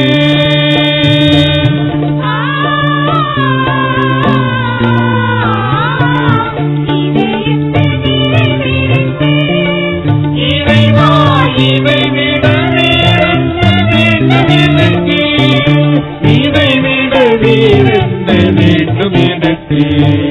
வந்தேன் வந்தேன் இறைவா, என்னை தந்தேன் தந்தேன் தலைவா.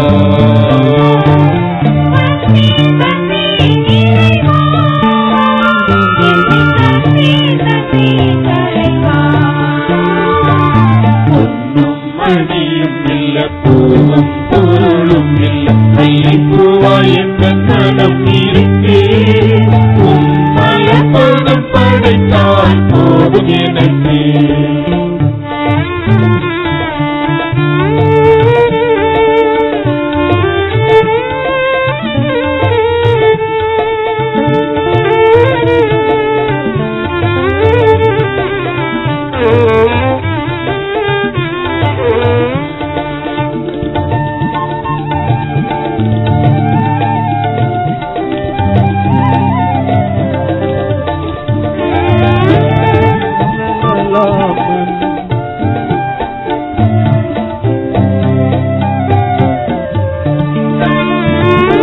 உள்ளமெல்லாம் அன்பிருக்கு, உன் சொல்படி நடக்கிற தம்பிருக்கு.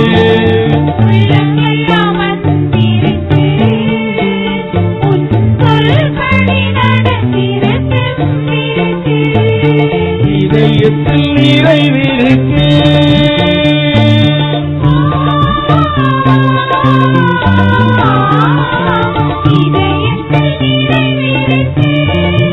இறைவா இதை விட வேறென்ன வேண்டும் எனக்கு, இதை விட வேறென்ன வேண்டும் எனக்கு.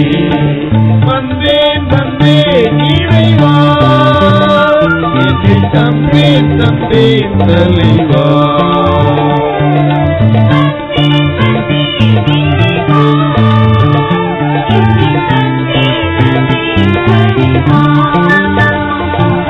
பொன்னும் மணியும் இல்ல, பூவும் பொருளும் இல்ல, மல்லிப்பூவாய் என்ற மனம் இருக்கு. மலப்பழம் படைத்தால் போதும் எனக்கு. வந்தேன் வந்தேன் இறைவா, என்னை தந்தேன் தந்தேன் தலைவா.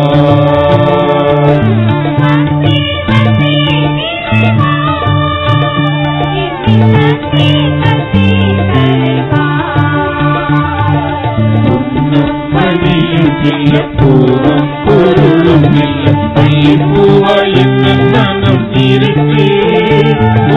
மலப்பழம் படைத்தால் போதும் எனக்கு.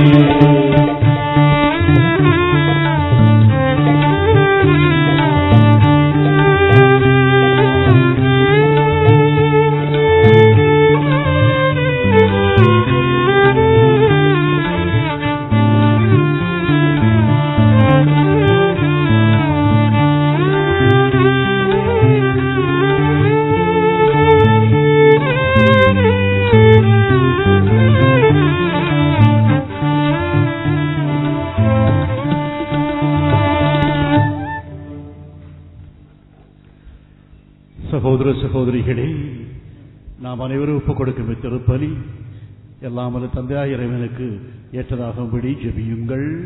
ஆண்டவர் தமது திருப்பேரின் புகழ்ச்சிக்காகவும் மகிமைக்காகவும் நமது நன்மைக்காகவும் தமது பரிசுத்த திருச்சபையின் அனைத்து நன்மைகளுக்காகவும் உமது கையினின்றி பலியை ஏற்றுக்கொள்வாராக. எல்லாம் வல்ல எங்கள் இறைவா, மனிதரின் மீட்புக்காக அனைத்தையும் கையடிப்பதிலே மகிழ்ச்சி கொண்ட புனித பிரான்சிஸ் சவேரியாரின் திருவிழாவிலே நாங்கள் கொண்டு வருகின்ற காணிக்கைகளை கனிவோடு ஏற்றருளும். இந்த பலியின் ஆற்றலால் நாங்கள் எங்கள் நாட்டு மக்களின் மீட்புக்காக எங்களை அர்ப்பணிக்க அருள் புரியோ. எங்கள் ஆண்டவராகிய கிறிஸ்து வழியாக உம்மை மன்றாடுகிறோ.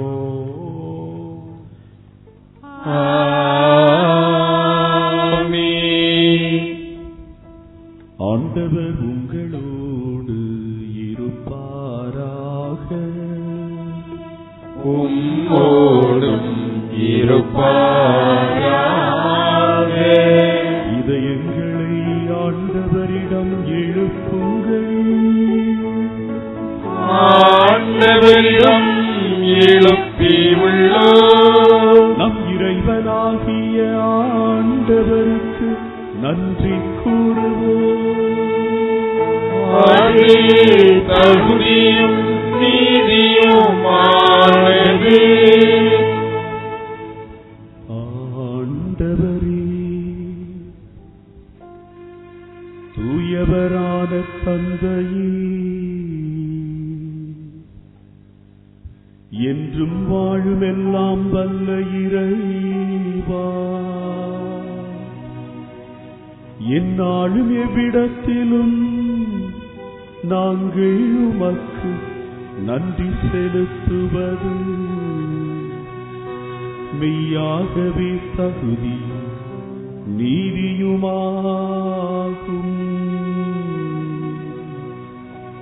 எங்கள் கடமை மீட்புக்குரிய செயலுமாகும்.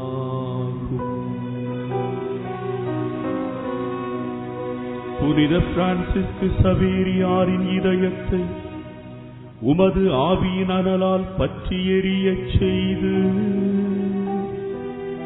முதல் அப்போஸ்தலர்களிடமிருந்த மரத்திடத்தோடு கீழ்த்திசை நாடுகளுக்கு நற்செய்தி அறிவிக்க அவரை அனுப்பினீர். அவருடைய பணி எங்கள் தாய் திருநாட்டின் வாழ்வில் புத்தெழுச்சியை உருவாக்கியது. அவருடைய போதனை எங்களுடைய அருள் வாழ்வை மலர்ச்சியுறச் செய்தது. அவருடைய அர்ப்பண வாழ்வு இன்றும் எங்களுக்கு தூண்டுதலாக அமைந்துள்ளது. எங்களது நாட்டின் எல்லைகளை வந்தடைந்த உமது மீட்பின் நற்செய்திக்காக நன்றி கூறி நாங்கள் உமது அன்பை மகிமையில் அக்களித்து புகழ்ந்து பாடி சொல்வதாவது: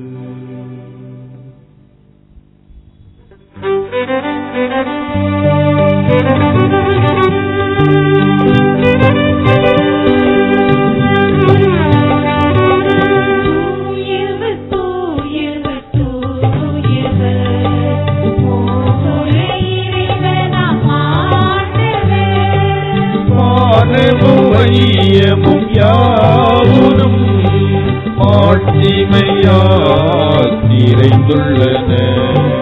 உன்னதங்களிலே ஓசானா,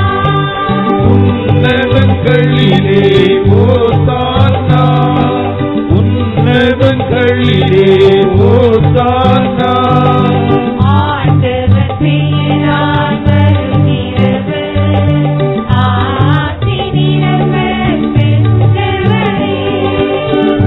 உன்னதங்களிலே ஓசானா, உன்னதங்களிலே ஓசானா, ஓசானா, ஓசானா, ஓசானா.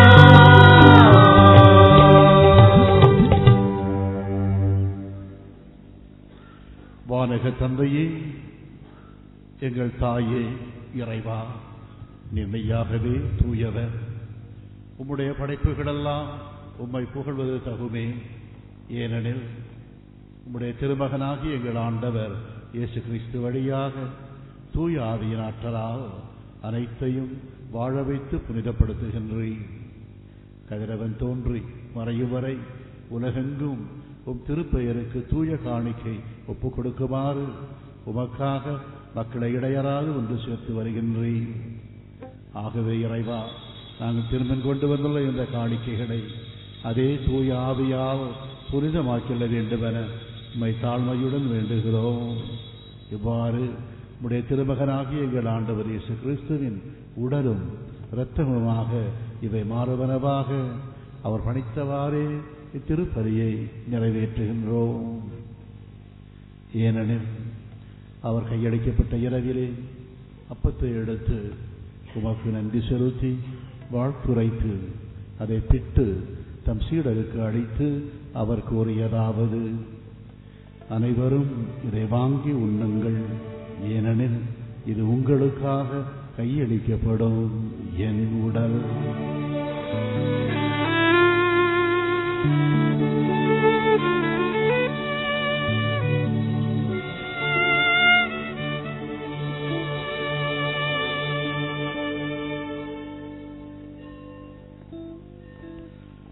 அவ்வண்ணமே உணவருந்தியபின் கிண்ணத்தை எடுத்து உமக்கு நன்றி செலுத்தி வாழ்த்துரைத்து தம் சீடருக்கு அளித்து அவர் கூறியதாவது: அனைவரும் இதை வாங்கி பருகுங்கள், ஏனெனில் இது புதிய நித்திய உடன்படிக்கைக்கான என் ரத்தம்.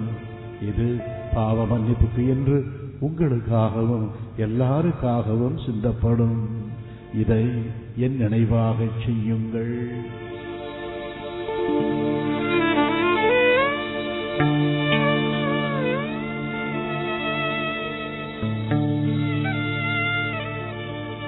இது விசுவாசத்தின் மறைபொருள். ஆண்டவரே, தேவரீர் வருமளவும் உமது மரணத்தை அறிக்கையிடுகின்றோம், உமது உயிர்ப்பையும் எடுத்துரைக்கின்றோம். ஆகவே இறைவா, உடைய திருமகனின் மீட்பளிக்கும் பாடுகளையும் வியப்புக்குரிய உயிர்ப்பையும் முன்னேற்றத்தையும் நாங்கள் நினைவு கூறுகின்றோம். அவர் மீண்டும் வருவார் என எதிர்பார்த்திருக்க நாங்கள் புனிதமான உயிருள்ள பலியை நன்றியோடு முக்கொப்பு கொடுக்கின்றோம். திருச்சபையின் காணிக்கையை கண்ணோக்கி அருள உம்மை மன்றாடுகிறோம். இப்பலியினால் நீர் உளம் பெரிய திருவிழமானீர். இதை நீர் ஏற்றுக்கொண்டு உடைய மகனின் திரு உடல் திரு இரத்தத்தினால் ஊட்டம் பெறும் நாங்கள் கிறிஸ்துவின் தூய ஆவியால் நிரப்ப பெற்று கிறிஸ்துவுக்குள் ஒரே உடலும் ஒரே மனமும் உள்ளவராக விளங்கச் செய்வீராக.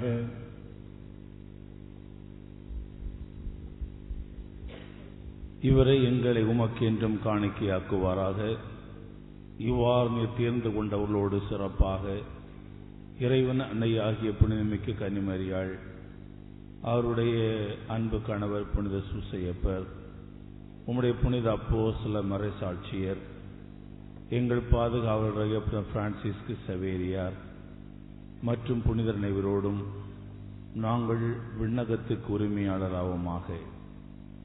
இவர்கள் வேண்டுதலால் நாங்கள் எப்பொழுதும் உமது உதவியை பெறுவோம் என நம்பியிருக்கின்றோம்.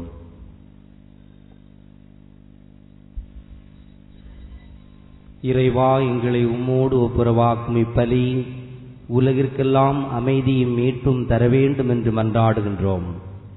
இவ்வுலகில் பயணம் செய்யும் உமது திருச்சபை, உமடியாராகி எங்கள் திருத்தந்தை பிரான்சிஸ், எங்கள் ஆயர் பீட்டர் மேத்யூஸ், ஏனைய ஆயர்கள், திருப்பணியாளர்கள், துறவியர், உமக்கு சொந்தமான மக்களாகிய அனைவரும் விசுவாசத்திலும் அன்பிலும் உறுதி பெறச் செய்வீராக. நீர் விரும்பியபடி திரும்ப நிற்கின்ற குடும்பத்தின் வேண்டுதலுக்கு கனிவாய் செவிசாய் தருளும்.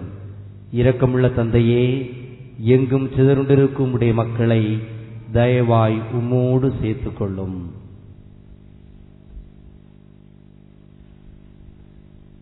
இறந்து போன எங்கள் சகோதர சகோதரிகளையும் உமக்கு உகந்தவராய் இவ்வுலகை விட்டு சென்ற அனைவரையும் உமது அரசில் தயவுடன் ஏற்றருளும்.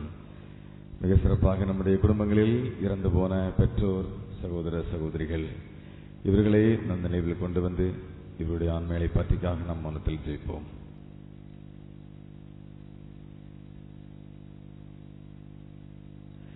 இறைவா, நாங்களும் அங்கு வந்து சேர்ந்து அவர்களோடு உமது மாட்சியை கண்டு என்றும் மனநிறைவு அடைவோம் என எங்கள் ஆண்டவராகிய கிறிஸ்து வழியாக நம்பியிருக்கின்றோம்.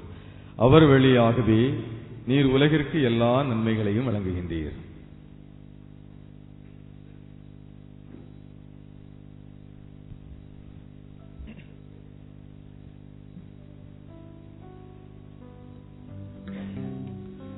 இவர் வழியாக இவரோடு இவரில் எல்லாம் அல்ல இறைவனாகிய தந்தையே தூய ஆவியொன்றில் எல்லா புகழும் மாட்சியும் என்றென்று உமக்கு உரியதே.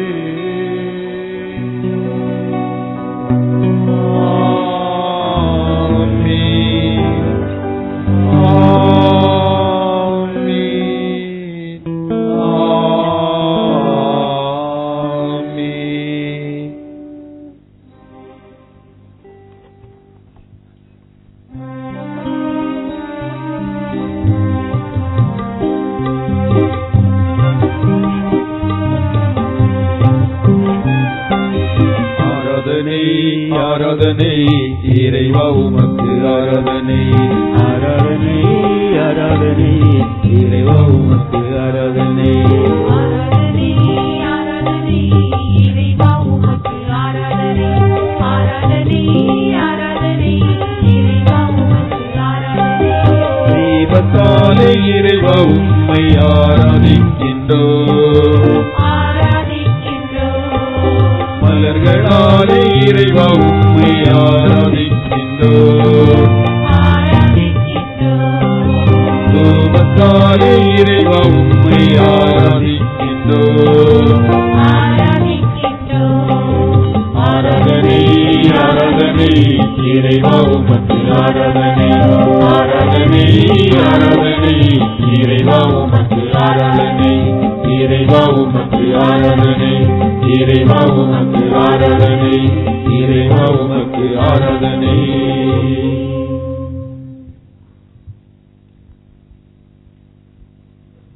பெருங்கட்டளையாக கற்பிக்கப்பட்டு இறைப்படிப்பினையால் பயிற்சி பெற்ற நாம் துணிந்து பாடுவோம். பரலோகத்தில் இருக்கிற எங்கள் பிதாவே, உம்முடைய நாமம் அர்ச்சிக்கப்படுவதாக, உம்முடைய ராஜ்யம் வருக, உம்முடைய சித்தம் பரலோகத்தில் செய்யப்படுவது போல பூலோகத்திலும் செய்யப்படுவதாக. எங்கள் அனுதின உணவை எங்களுக்கு இன்று அளித்தருளும், எங்களுக்கு தீமை செய்தவர்களை நாங்கள் பொறுப்பது போல எங்கள் பாவங்களை பொறுத்தருளும், எங்களை சோதனையில் விளைவிடாதேயும், தீமையிலிருந்து எங்களை ரட்சித்தருளும். ஆண்டவரே, தீமை அனைத்திலிருந்தும் எங்களை விடுவித்து எங்கள் வாழ்நாடு அமைதியை கனிவோடு அருள வேண்டுகிறோம். இரக்கத்தின் உதவியால் நாங்கள் பாவங்களிலிருந்து எப்போதும் விடுதலை பெற்று யாதொரு கலக்கமுமின்றி நலமாயிருப்போமாக. நாங்கள் நம்பியிருக்கும் பேரின்ப வாழ்வையும் மீட்பராகிய இயேசு கிறிஸ்துவின் வருகையையும் மகிழ்ச்சியோடு எதிர்பார்த்திருக்கின்றோம். ஏனெனில் அரசும் வல்லமையும் ஆட்சியும் என்றென்றும் உமதே. ஆண்டவராகிய இயேசு கிறிஸ்துவே, நீர் இந்த உலகிலே வாழ்ந்த பொழுது சிறுவர் சிறுமியரை உம்மிடம் அழைத்தீர். அவருடைய தடுக்காதீர், என்னோட வரவிடுங்கள் என்று கூறினீர். இன்று எங்களுடைய குழந்தைகளிலே 40 பேரை என்னோட வாருங்கள் என்று சொல்லி அவர்களுக்கு உடைய வார்த்தையாம் கொடையை சொன்னீர். இந்த வார்த்தைகள்லாம் அவரோடு பேசினீர். இப்பொழுது வாருங்கள், நானே உணவு, நானே இரத்தம், என்னுடைய உடலையும் இரத்தத்தையும் உணவாக தருகின்றேன். இதற்கு நாங்கள் உமக்கு நன்றி கூறுகிறோம். இந்த குழந்தைகள் இன்று அடையாள முறையிலே உண்மை அறிந்த இந்த குழந்தைகள் நீராகவே மாறி இந்த பண்புகளை பெற்று இதன் விளைவாக நல்ல மனிதர்களாக, நல்ல குழந்தைகளாக, இறையாட்சி சார்ந்தவர்களாக வாழ்ந்திட வரவருள திருவுளம் கொள்வீராக. என்றென்று வாழ்ந்து ஆட்சி செய்தவர் நீரே. ஆமென். ஆண்டவருடைய சமாதானம் உங்களோடு என்றும் இருப்பதாக, உம்மோடும் இருப்பதாக. ஒருவருக்கு ஒருவர் கிறிஸ்து வழங்கும் சமாதானத்தை அறிவித்துக் கொள்வோம்.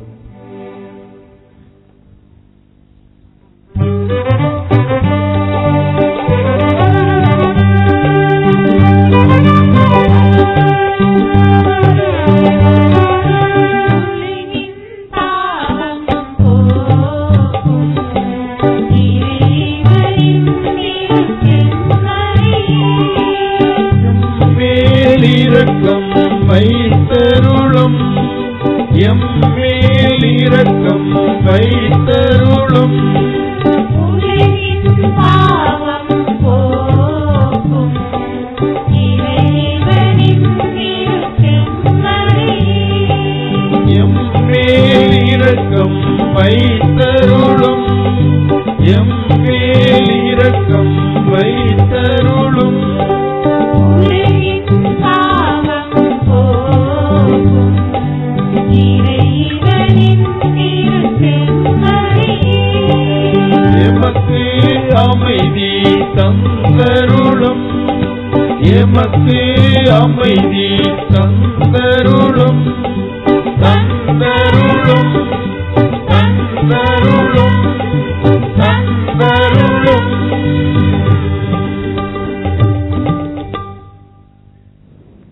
இதோ இறைவனின் செம்மறி, இவரே உலகின் பாவங்களை போக்கி நமக்கெல்லாம் வாழ்வு என்னும் கொடையை கொடுப்பவர். இந்த வாழ்வின் விருந்துக்கு அழைக்கி பெற்றுள்ள நாம் ஒவ்வொருவரும் பேறு பெற்றோர்.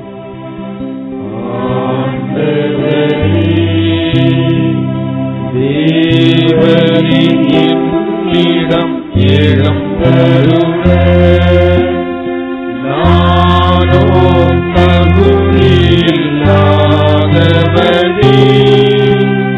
ஆனால் நீரொரு வார்த்தை சொன்னால் என் ஆன்மா குணமடையும்.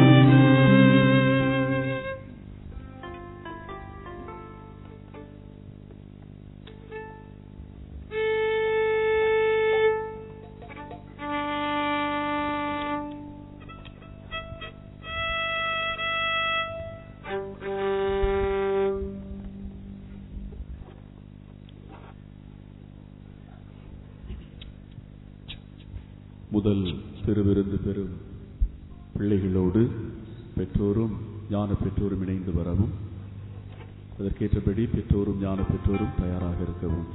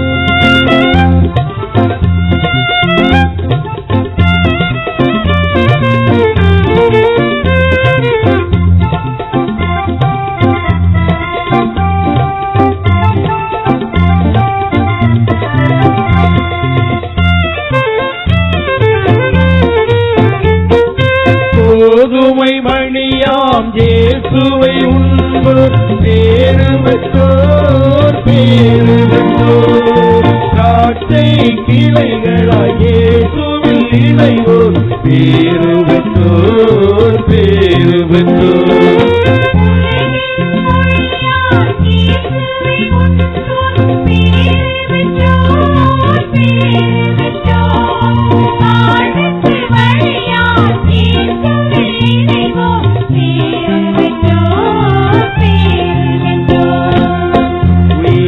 எழுந்திடும் இயேசுவை உண்போர் உணவாய் வாழ்ந்திடும் இயேசுவில் இணைவாய்.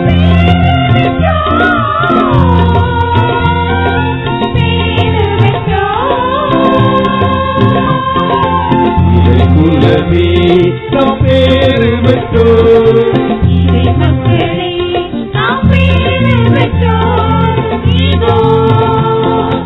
இறைவனின் செம்மறி இவரே உலகின் பாவங்களை போக்குபவர்.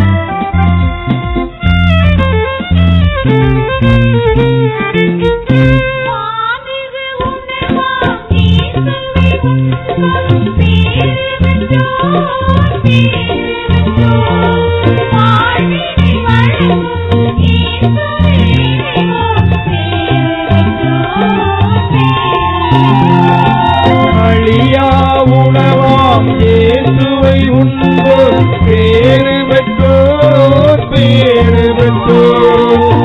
ஆன்மீக உணவாய் இயேசுவில் இணைவோர் பேறு பெற்றோர் பேறு பெற்றோர்.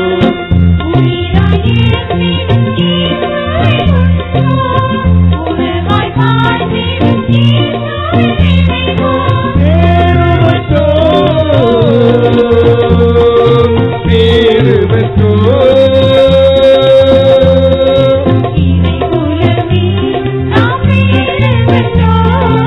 இறை மக்களே நாம் பேறு பெற்றோர். இதோ இறைவனின் செம்மறி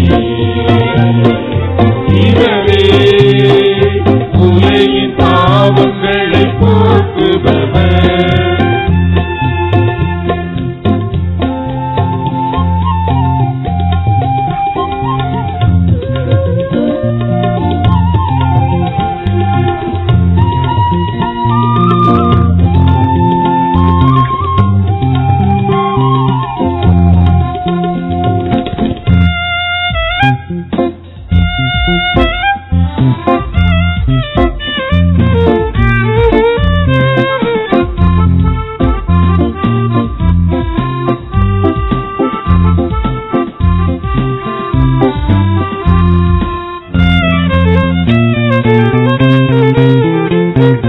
கோதுமை மணியாம் இயேசுவை உண்போர் பேறு பெற்றோர் பேறு பெற்றோர். திராட்சை கிளைகளாய் இயேசுவில் இணைவோர் பேறு பெற்றோர் பேறு பெற்றோர்.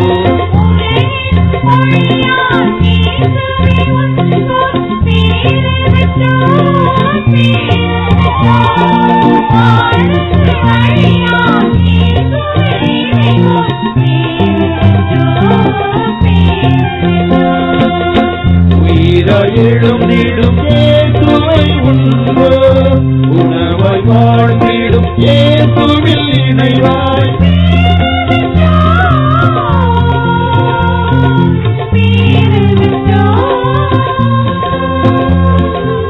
இறை குலமே நாம் பேறு பெற்றோர். இதோ இறைவனின் செம்மறி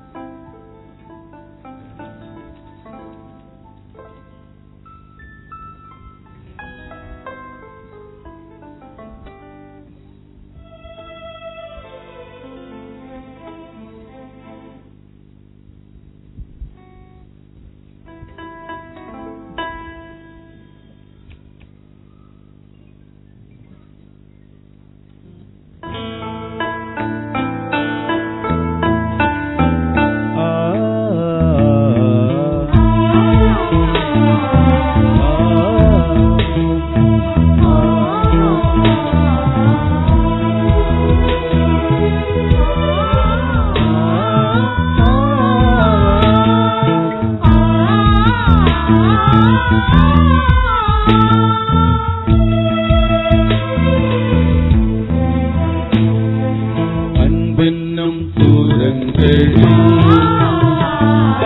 தெய்வீக சொந்தங்களில் விண்ணகராகத்தில் நீத்தென்னும் கீதத்தை பாடிய என் தலைவா உன்னன்பு காணும் பாட என்னில் என்ன ஆனந்தம்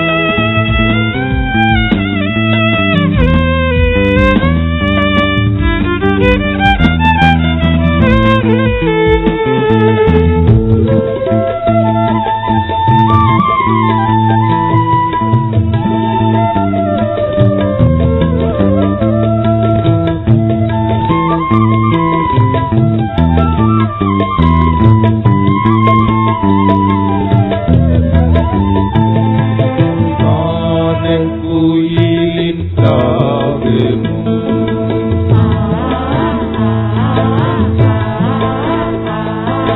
செந்தல் தவழும் கீதமும்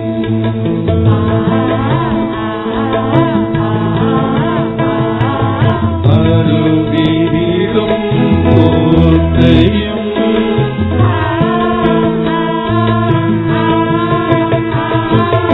அலைகள் பாடும் இன்பராகம் துன்பராகங்கள்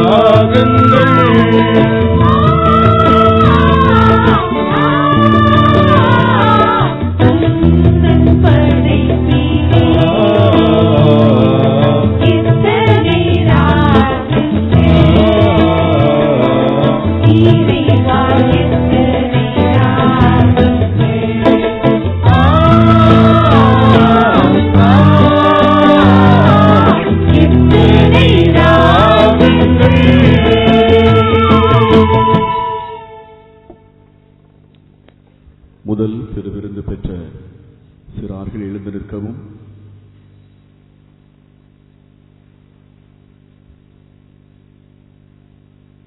சத்தமாக உறுதிமொழியை அனைவரும் சொல்ல வேண்டும். உறுதிமொழி. எங்கள் அன்பு தந்தையே இறைவா, எங்கள் உள்ளம் வந்த நற்கருணை நாதரே, சோஜனாகிய நான் உங்கள் அன்பு பிள்ளை. என்னோடு நீங்கள் இருப்பதால் இனி எனக்கு பயம் இல்லை. நான் பெற்றோர், பெரியோர், ஆசிரியருக்கு கீழ்ப்படிந்து நடப்பேன். எனது கடமையை தவறாது செய்து உங்களை பெருமைப்படுத்துவேன்.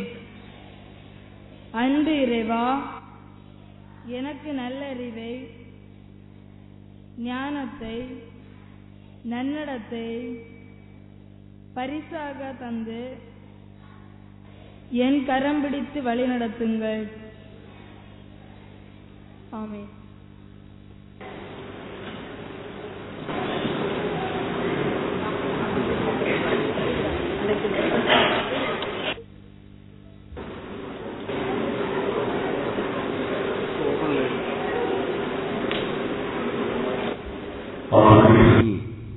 அன்பிற்குரிய இறைமக்களே, சகோதர சகோதரிகளே, அருள் தரும் ஆலஞ்சி தூய சவேரியாரின் 177ஆம் ஆண்டு பங்கு குடும்ப விழாவை மகிழ்வோடு சிறப்பித்துக் கொண்டிருக்கிற இந்த தருணத்திலே, இந்த நாள் நமது குடும்பங்களுக்கு, நமது பங்கிற்கு மிகவும் முக்கியமான ஒரு நாளாக இருக்கிறது.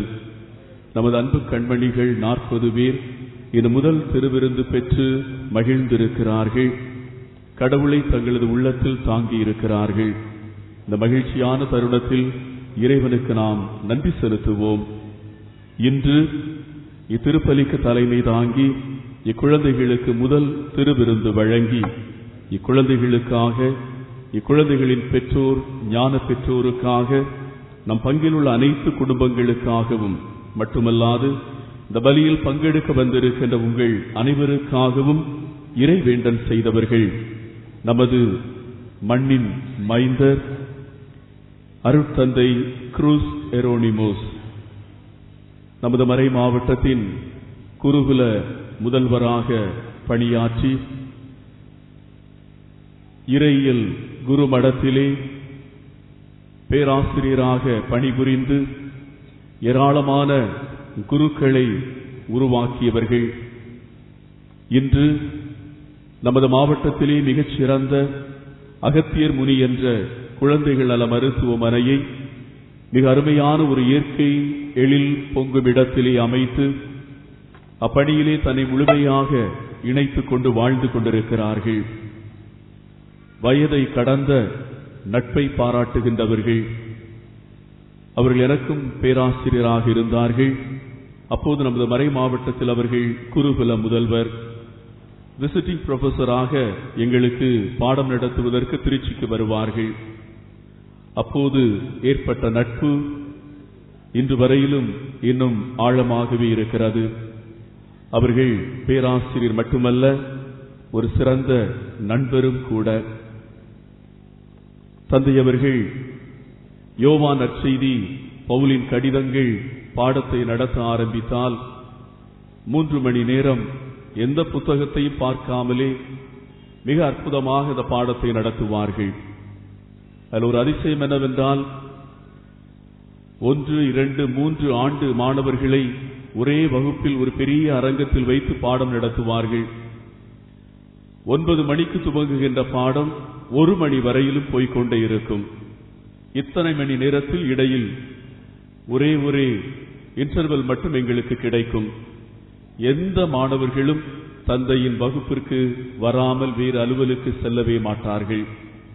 வேறு அலுவல்கள் இருந்தாலும் அதை ஒத்தி வைத்துக் கொள்வார்கள். பாடம் நடத்தி 1 மணிக்கு முடிகின்ற வரையிலும் யாருடைய கண்களிலும் தூக்கம் வராது. அந்த அளவிற்கு ஆங்கிலத்தில் சொல்வார்கள், வெரி லைவ்லி, மிக சிறப்பாக பாடத்தை நடத்துவார்கள். அவர்கள் நடத்துகின்ற பாடமும் சரி, அவர்கள் நடத்துகின்ற தேர்வும் சரி, மாணவர்களுக்கு அது ஒரு பாடம் என்றோ தேர்வு என்றோ தோன்றாது. அது வாழ்க்கைக்கு தேவையானது, படிக்க வேண்டும் என்று தோன்றக்கூடிய அளவிற்கு சிறந்த பேராசிரியர், நட்பு பாராட்டுகின்றவர்கள், மறை மாவட்டத்தின் வளர்ச்சியில் ஏராளமான பங்களிப்பை தந்திருக்கின்றவர்கள். இந்த நல்ல நாளிலே இங்கு வருகை தந்து திருப்பலிக்கு தலைமை தாங்கி நம் அனைவருக்காகவும் ஜெபித்திருக்கிறார்கள். பாசத்திற்குரிய தந்தை குரூஸ் எரோனிமோஸ் அவர்களுக்கு நமது பங்கு மக்கள், பங்கு பேரவை, இன்றைய நாள் திருப்பலியை சிறப்பிக்கின்ற முதல் திருவிருந்து பெறும் குழந்தைகள், இவர்களின் பெற்றோர், ஞான பெற்றோர் அனைவரின் சார்பாக நெஞ்சார்ந்த நன்றியையும் விழா வாழ்த்துக்களையும் ஜபங்களையும் தெரிவித்துக் கொள்ளுகிறேன்.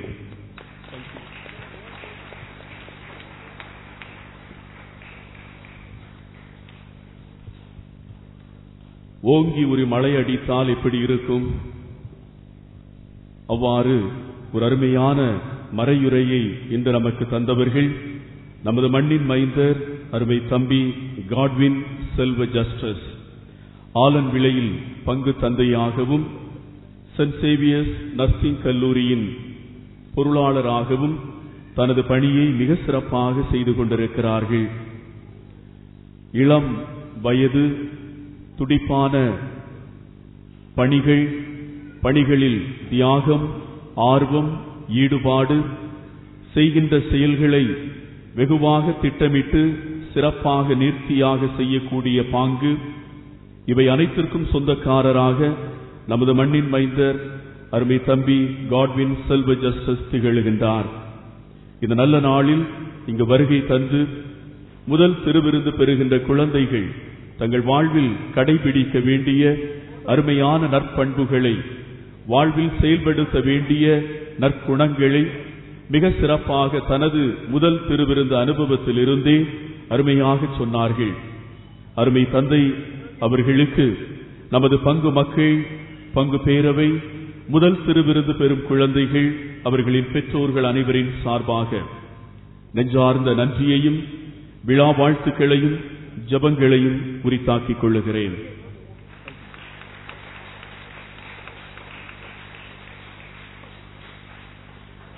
இந்த நல்ல நாளிலே மதுரையில் இருந்து வருகை தந்து இந்த முதல் திருவிருந்து பலியில் நமக்காக இணைந்து ஜெபித்தவர்கள் அருட்தந்தை அல்போன்ஸ் லாசர், கண்டர் விளாகம் மண்ணை சார்ந்தவர்கள். இந்த மாலை நடக்கின்ற மாலை ஆராதனைக்கு மறையுரை வழங்குவதற்காகவும் தன்னை தயாரித்துக் கொண்டிருக்கிறார்கள். இந்த நாளிலே இப்பலியில் இணைந்து ஜெபித்து இக்குழந்தைகளுக்காக இறைவேண்டல் செய்து நம் குடும்பங்களுக்காகவும் ஜெபித்த அருட்தந்தை அல்போன்ஸ் லாசர் அவர்களுக்கு நமது பங்கு மக்கள், பங்கு பேரவை, முதல் திருவிருந்து பெறும் குழந்தைகள், அவர்களின் பெற்றோர்கள் சார்பாக விழா வாழ்த்துக்களையும் ஜபங்களையும் நன்றியையும் தெரிவித்துக் கொள்கிறேன்.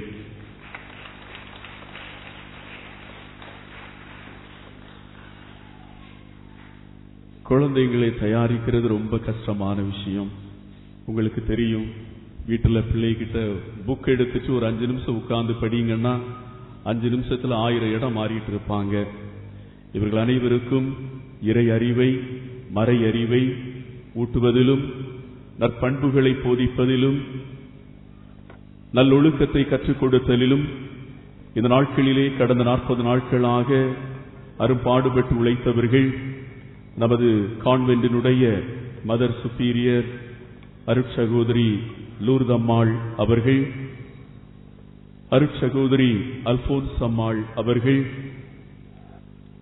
அவர்களோடு இணைந்து நமது தலைமை ஆசிரியர் அருட்சகோதரி சூசை மேரி அவர்கள் 3 பேரும் இப்பிள்ளைகளுக்கு மிக சிறப்பான பாடங்களை நடத்தி, திருச்சபை போதனைகளை கற்றுக் கொடுத்து, ஜபங்களை கற்றுக் கொடுத்து உருவாக்கி இருக்கிறார்கள்.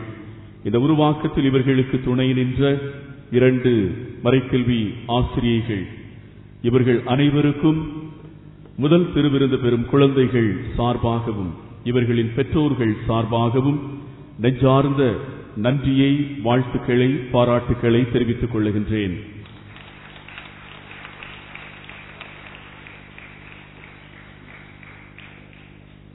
பிரியமானவர்களே, இன்று காலை 11 மணிக்கு உடல் நலம் குன்றியோர் மற்றும் முதியோருக்கான சிறப்பு திருப்பலி நமது ஆலயத்தில் நடைபெறவிருக்கிறது. ஒவ்வொரு அன்பியத்திலும் உள்ள முதியவர்கள், உடல் நலமற்றோரை அழைத்து வருவதற்கு இலவசமாக வாகன வசதிகளும் ஏற்பாடு செய்துள்ளோம். எனவே அந்தந்த அன்பியத்தின் நிர்வாகிகள் தங்கள் அன்பியங்களில் உள்ள உடல்நலமற்றோர், முதியோரை ஆலயத்தில் கொண்டு சேர்ப்பதற்கான முயற்சிகளை செய்ய உங்களை அன்போடு கேட்டுக் கொள்ளுகின்றேன்.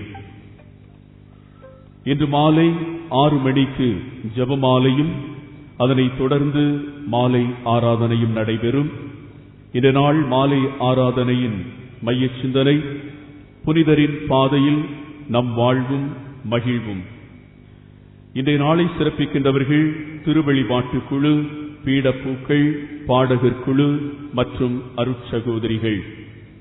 இந்த மாலை ஆராதனையையும் நாளை நடைபெறுகின்ற திருவிழா திருப்பலியிலும் தகுதியான விதத்தில் நாம் பங்கெடுக்கும் பொருட்டு இன்று மாலை 4:30 மணி முதல் 6 மணி வரையிலும் ஆலயத்திலே குருக்கள் பாவ சங்கீர்த்தனம் கேட்பார்கள்.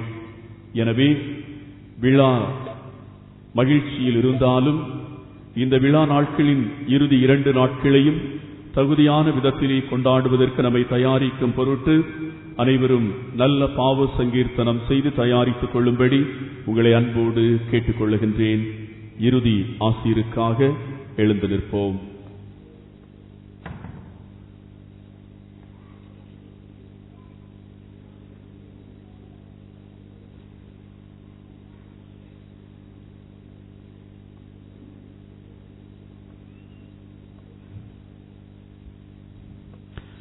ஜெபிப்போமாக. பரிவல்மிக்க பரம தந்தையே, புனித பிரான்சிஸ் சவேரியார் மனிதரை மீட்க வேண்டும் எனும் ஆர்வத்தால் பற்றி எறியலானார்.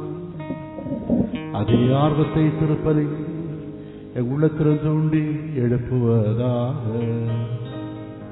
நற்செய்தி அறிவித்து அடைக்கப்பட்ட நாங்களும் அர்ப்பண உணவை எங்களிலே அணையாது காத்து அனைத்து மக்களுக்கு நம்பிக்கையினுடையாய் தேர்ந்திட அருள் புரியோ. எங்கள் ஆண்டவராகிய கிறிஸ்து வழியாக உம்மை மன்றாடுகிறோம்.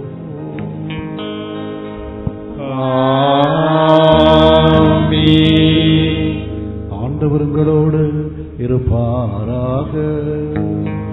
உம்மோடும் இருப்பாராக. நாமல்ல இறைவன் பிதா சுதன் பரிசுத்த ஆவி உங்களை ஆசீர்வதிப்பாராக.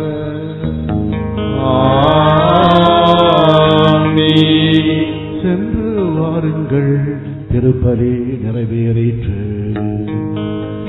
இறைவனுக்கு நன்றி. அன்புக்குரியவர்களே, இன்றைய வழிபாடும் நாளைய வழிபாடும் நமது பங்கு வெப்சைட்டிலே லைவாக வந்து கொண்டிருக்கிறது. வெளிநாடுகளில் இருக்கின்ற உறவினர்களுக்கு தெரியப்படுத்தும்படி அன்போடு கேட்டுக்கொள்ளுகின்றோம். வெப்சைட்டினுடைய விலாசம் நமது திருவிழா அழைப்புதலின் இறுதி பக்கத்திலே கொடுக்கப்பட்டிருக்கிறது.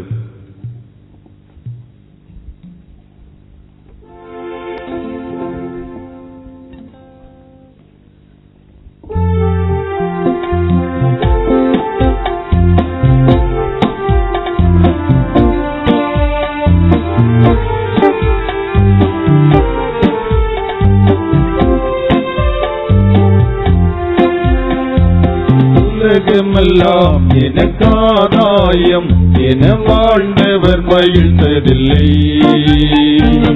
ஆன்மாவே எனக்காதாயம் என வாழ்ந்தால் கவலை இல்லை.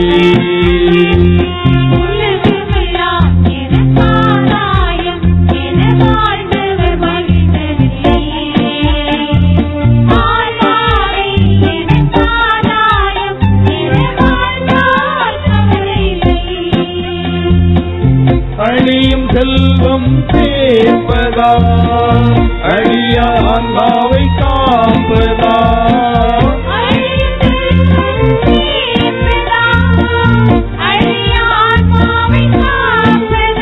இந்த கேள்விக்கு பதிலாய் வாழ்ந்தவர் யார்? அவரின் புனித சவேரியார்.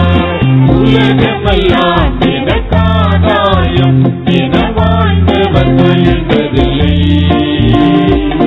ஆன்மாவே எனக்காதாயம் என வாழ்ந்தால் கவலை இல்லை.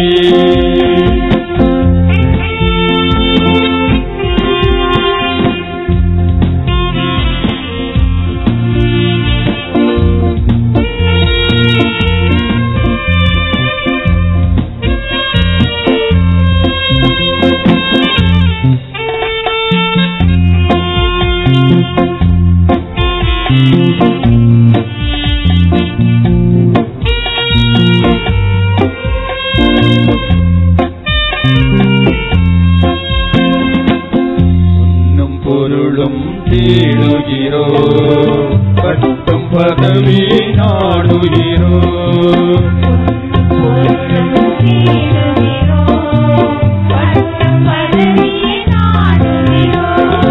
எதுவும் நிறைவு தருவதில்லை, எதிலும் மகிழ்ச்சி நிலைப்பதில்லை.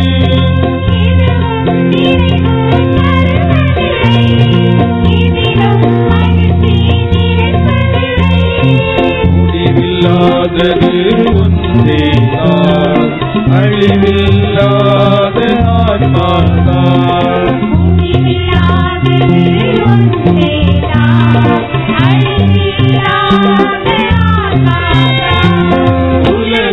எல்லாம் எனக்காதாயம் என வாழ்ந்தவன் மகிழ்ந்ததில்லை.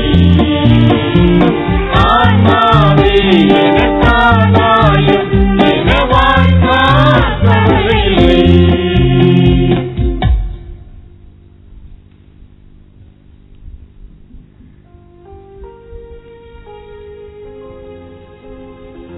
இந்திய நாட்டிற்கு அப்போஸ்தலரான புனித பிரான்சிஸ்கு சவேரியாரே, எங்களுக்காய் இயேசுவை மன்றாடும். இந்திய நாட்டிற்கு அப்போஸ்தலரான புனித பிரான்சிஸ்கு சவேரியாரே, எங்களுக்காய் இயேசுவை மன்றாடும். இந்திய நாட்டிற்கு அப்போஸ்தலரான புனித பிரான்சிஸ்கு சவேரியாரே, எங்களுக்காய் இயேசுவை மன்றாடும்.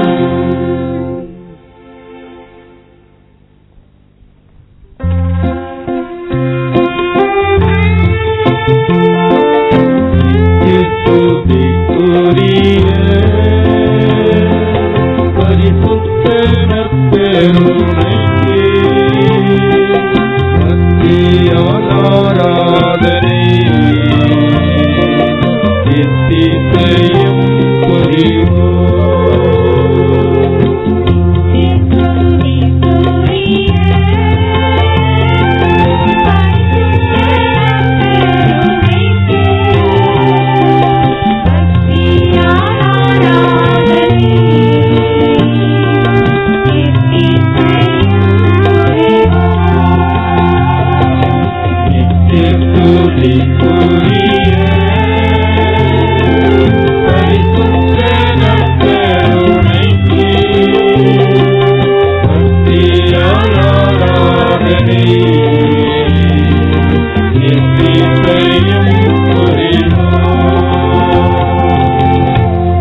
பிதாசுதன் பரிசுத்தாவியின் பேராலே ஆமென்.